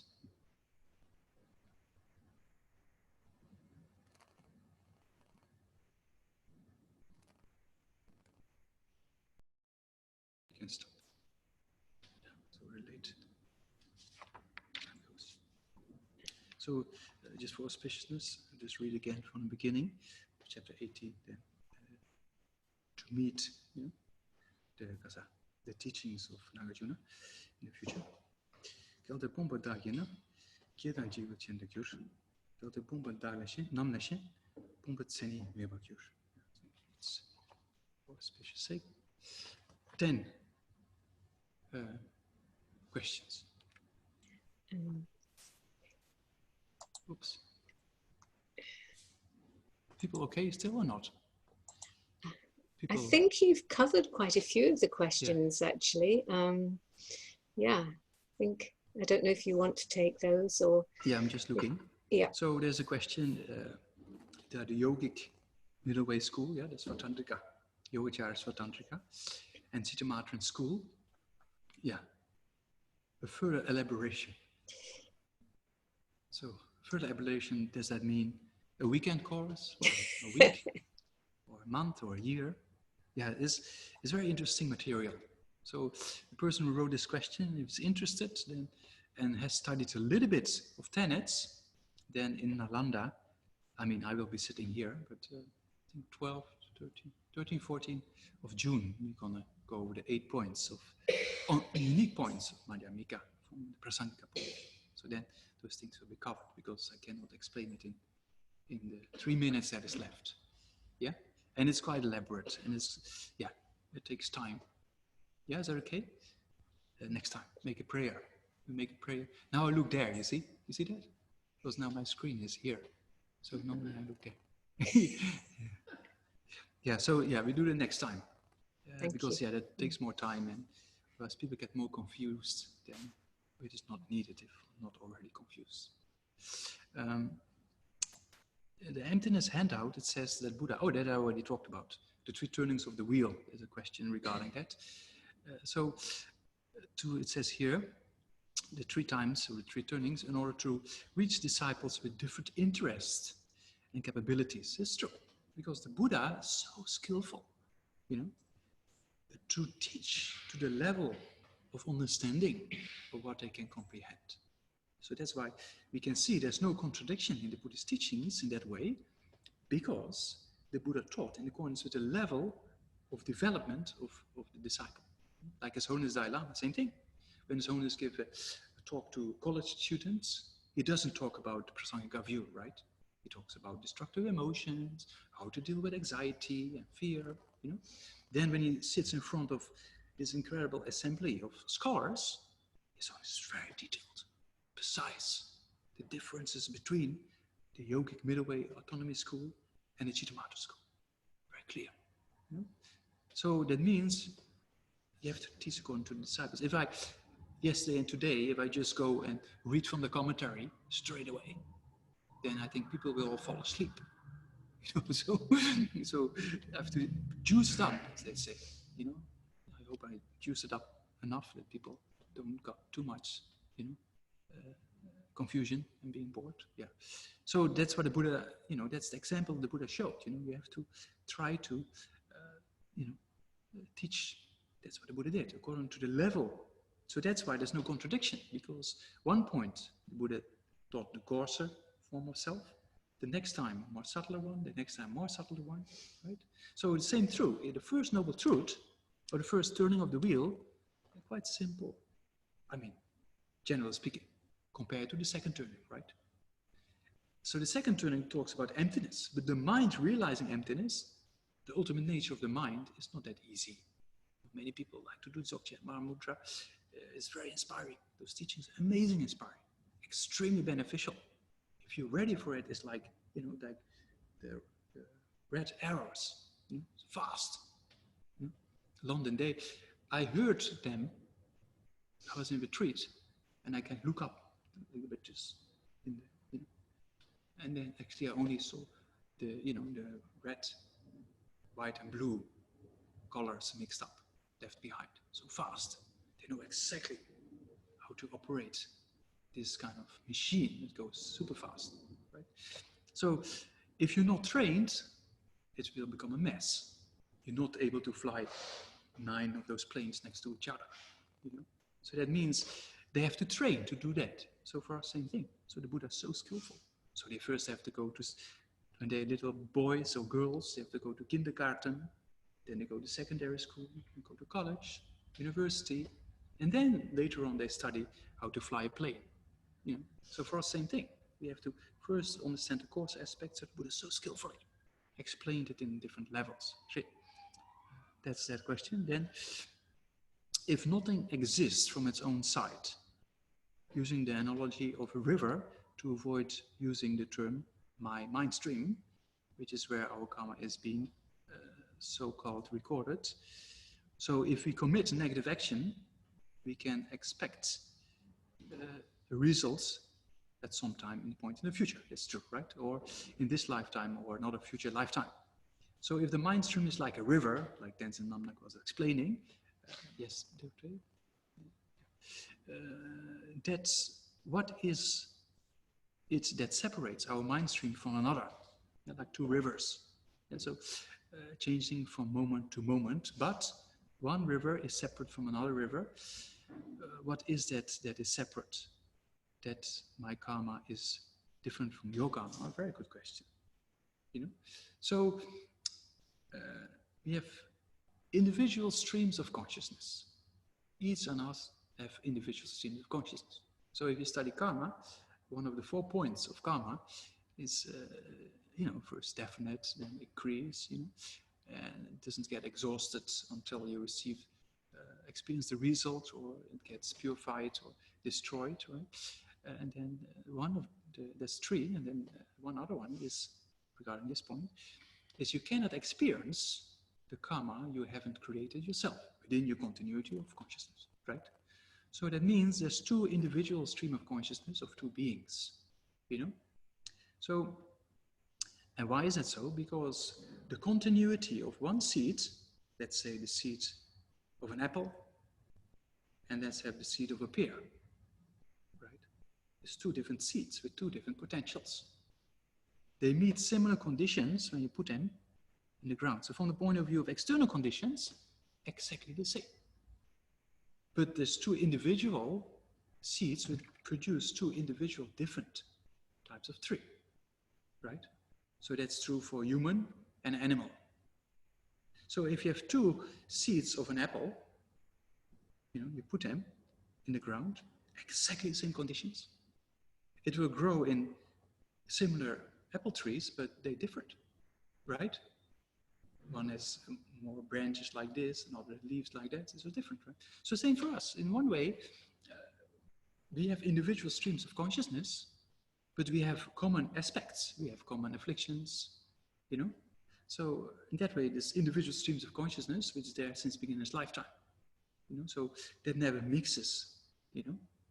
Until, and when you achieve enlightenment, you know, then it's still individual streams, though the qualities of the mind are the same. So when you, for example, study Mahamudra, you say this in the end of the lineage prayer, it says, you know, your holy body and my body, your holy speech and my voice, your holy mind and my mind.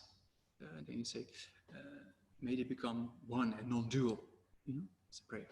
So that means that at the time of Buddhahood, we have the same qualities.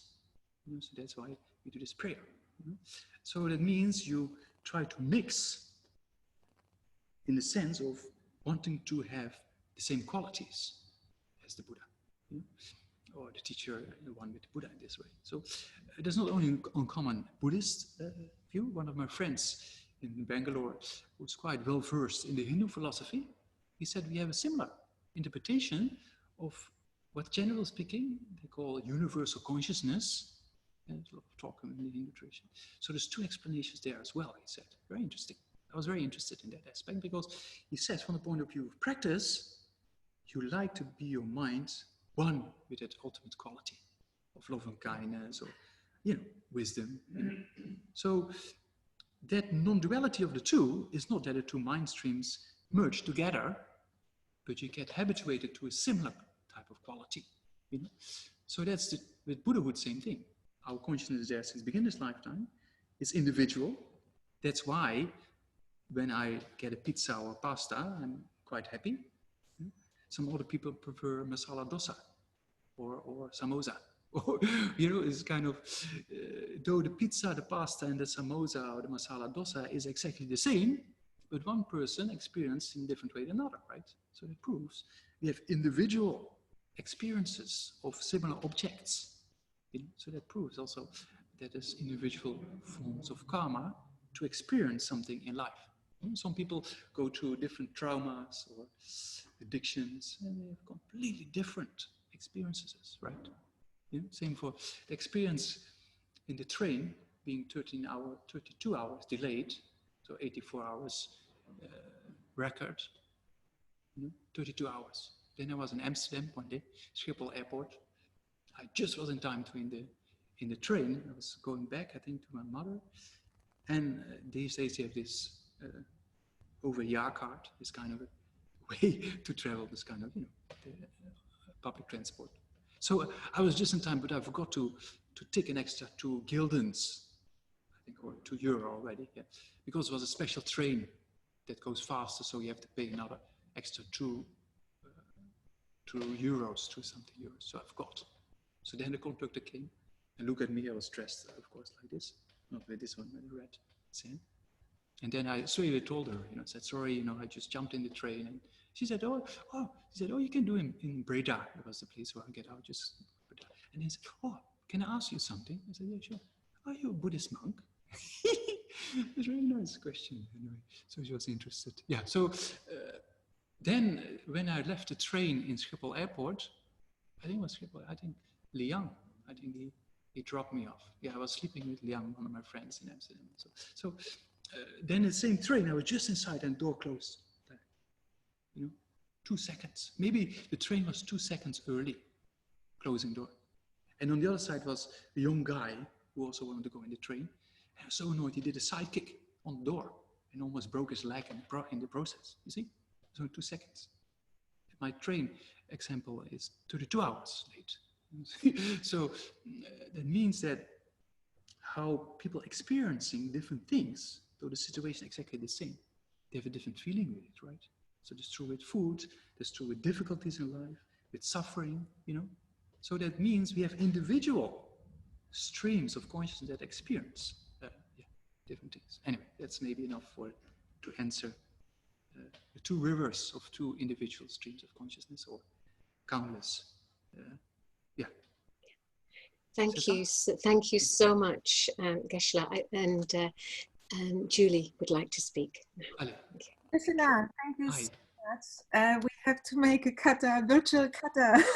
Ready. Wait, thank you. Okay, thank you.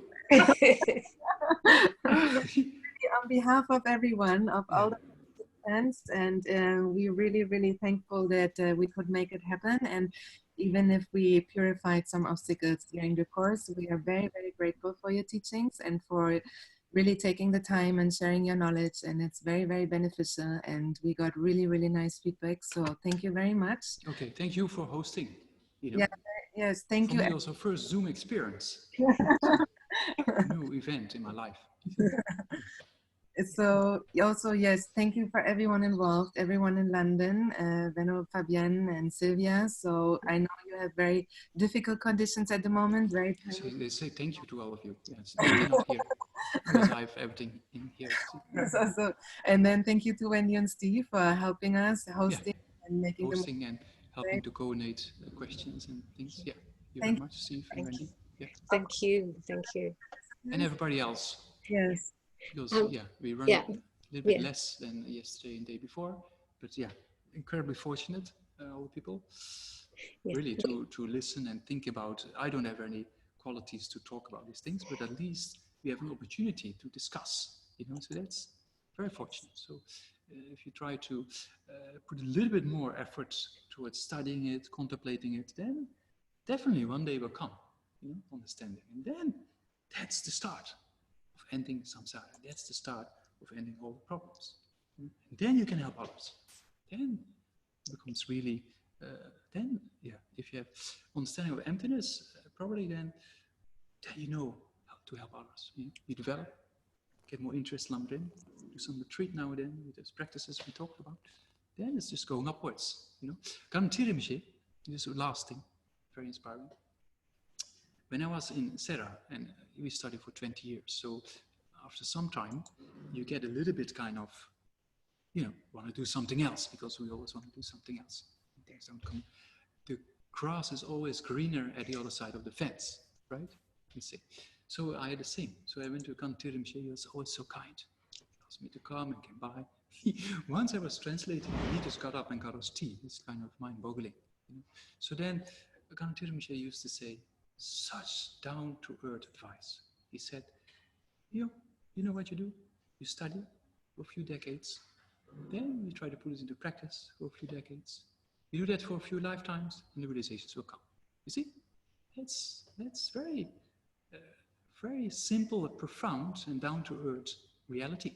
So that's why we're here, to put imprints. And the more imprints, the more seeds that are planted, one day they produce the results, right? So thank you very much for all the interest, and maybe we meet again somewhere. It would be nice to meet in the real world. But it was for me a good experience to see you all over Zoom. I was a bit kind of, how is that going to work?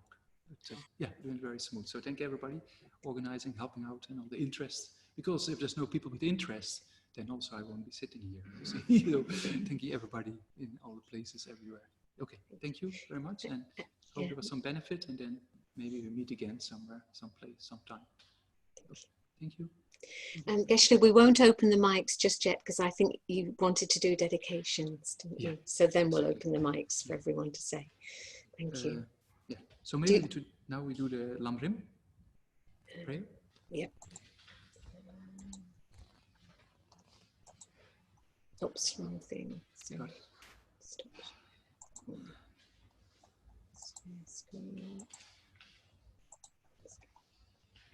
Do you know what page it's on? Yeah, I know in a second.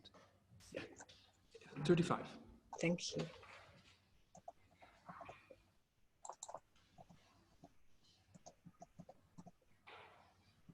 Thank you. Yeah. So then, dedication is like a prayer, but it's a bit more. Because a prayer is just thinking, may, you know, I, with this empty or ignorant existence, achieve nirvana or achieve enlightenment, right? That's a kind of a prayer. But dedication, you say, by the power of these virtues, may I achieve nirvana, so maybe filled by the mind or enlightenment. So, meaning there's something to be dedicated towards to something. So that means there's a root of virtue to dedicate. So eventually, all the rivers will end up in the sea, but if you canalize them, it goes much faster. You see? So that's why dedication is very important. Yeah, as you see, Lama Zopa Rinpoche made countless dedications, many other Lama Tsongkhapa in the prayer festival, countless dedications. You know? So it's very important. Yeah. Yeah. So for my two collections, oh sorry, this is a new translation. For my two types of merit, vast space that I have amassed from walking with these efforts of this practice for a great length of time. May I become a chief living Buddha for all those whose minds, wisdom-eyed, is blind by ignorance. Even if I don't reach this state, may I be held in a love and compassion for all my life's ambitions. May I find the best completed graduate parts of the teachings, and may I please all the Buddhas by my practice. Using skillful means, drawn by the strong force of compassion, may I clear the darkness from the minds of all beings. With the points of the paths as I have discerned them, may I behold Buddha's teachings for a very long time. With my heart going out with great compassion, in whatever direction the most precious teachings have not yet spread, or once have spread have declined, may I reveal this treasury of happiness and aid. May the minds of those who wish for liberation be granted boundless peace, and the Buddha's deeds be nourished for a long time. By even this guided path to enlightenment complete is due to the victorious conduct of the Buddhas and their sons. May all humans and non-human beings who eliminate diversity and create conducive conditions for practicing the excellent paths never be parted in any of their lives from the purest path traced by Buddhas. Whenever someone makes effort to act in accordance with the tenfold Maya and virtuous practices, may he always be assisted by the mighty ones, and may an ocean of prosperity spread everywhere. Yeah, so then, yeah, and the remaining one we just think and I decide. So I think that by having studied, contemplated, they know even one sentient being be left out to meet these kind of precious teachings in order to mature their minds in the paths of liberation and enlightenment.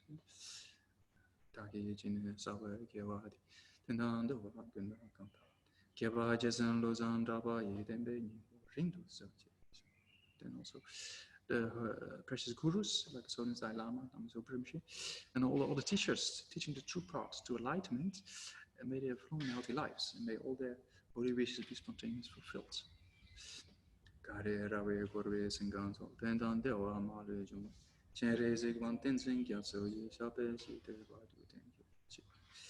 Then may all sentient beings without exception generate this mind of renunciation, understanding ignorance, afflictions, and the results, and generate a wish to be free of that.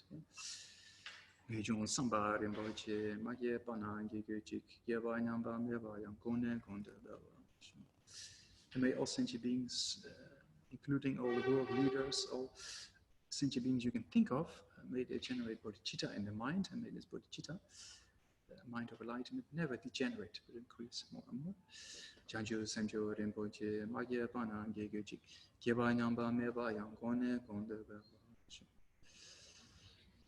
And then also, because bodhicitta is not enough to achieve enlightenment. Origination is not enough to achieve liberation. So may oneself and all sentient beings quickly understand emptiness, get the realization of emptiness, and they never degenerate and increase more. Tony Tawa Rinpoche, Makia Pana, Yabai Namba, Gonde and Gonde. And then oneself making the prayer, and the prayer itself, and the aim we pray towards to, or dedicate towards to, is empty of inner existence and in nature of dependent origination. So that's why the prayers also come true. For that purpose, understanding that, I should say, may oneself and all sentient beings quickly progress on the stages of the path to enlightenment for the benefit of all sentient beings. And may all the people who are sick or ill or have obstacles be freed of those difficulties in life, especially now, the coronavirus. May all those who are sick and ill or in fear, deserted, or whoever suffers, not only the suffering of suffering, but all types of suffering, be free of that. And all the people who ask especially to pray for them, may all their wishes according to the Dharma be spontaneously fulfilled. And those who passed away, may they find a good precious human rebirth or be born in one of the pure lands. And also try to dedicate, we also dedicated already for the long and healthy life of the gurus, and in particular the holy wishes to be spontaneously fulfilled. And many of the wishes have to do with spreading the Buddha Dharma, helping sentient beings, and also different centers, within the FBMT or outside of the FBMT, those who teach the true path to enlightenment, and may all the centers be without any obstacles in helping sentient beings. And in particular, Land of Joy and Jamyang London, helping out with this event. May also obstacles be eliminated for all the projects, according to the wishes of Rinpoche, be completely established without effort. And all the people who come in contact with the centers, either to Zoom or to the internet or physically, we hear, dream, think about these places. May their minds be always full of happiness and peace. May they find everything they're looking for, and may they quickly achieve the state of enlightenment. So try to dedicate that as well. And all the people who help out with sponsoring events or centers, or volunteers at the different centers. May all those people also quickly progress in the stages of the path to enlightenment. So whoever dedicates time or energy, towards these kind of projects, may also those people quickly progress without any obstacle to the path to enlightenment. So try to dedicate.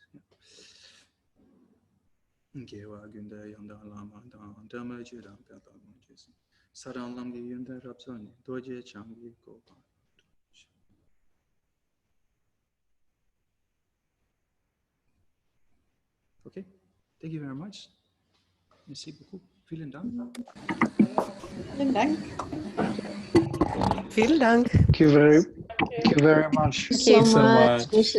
Thank you. Thank you, Geshe. Geshe. Thank you. Thank you so much, Geshe. Thank you. Thank you. Thank you so To much. meet one day. Next Thank time. Thank you so much, Geshe. Thanks, Land of Joy. Thank you so much, Geshe. Thank you. Make it in. Thank you, Julie and Daniel. Bye. Everybody say bye and thank you to Bye-bye. everybody. Oh, that's it. Bye bye.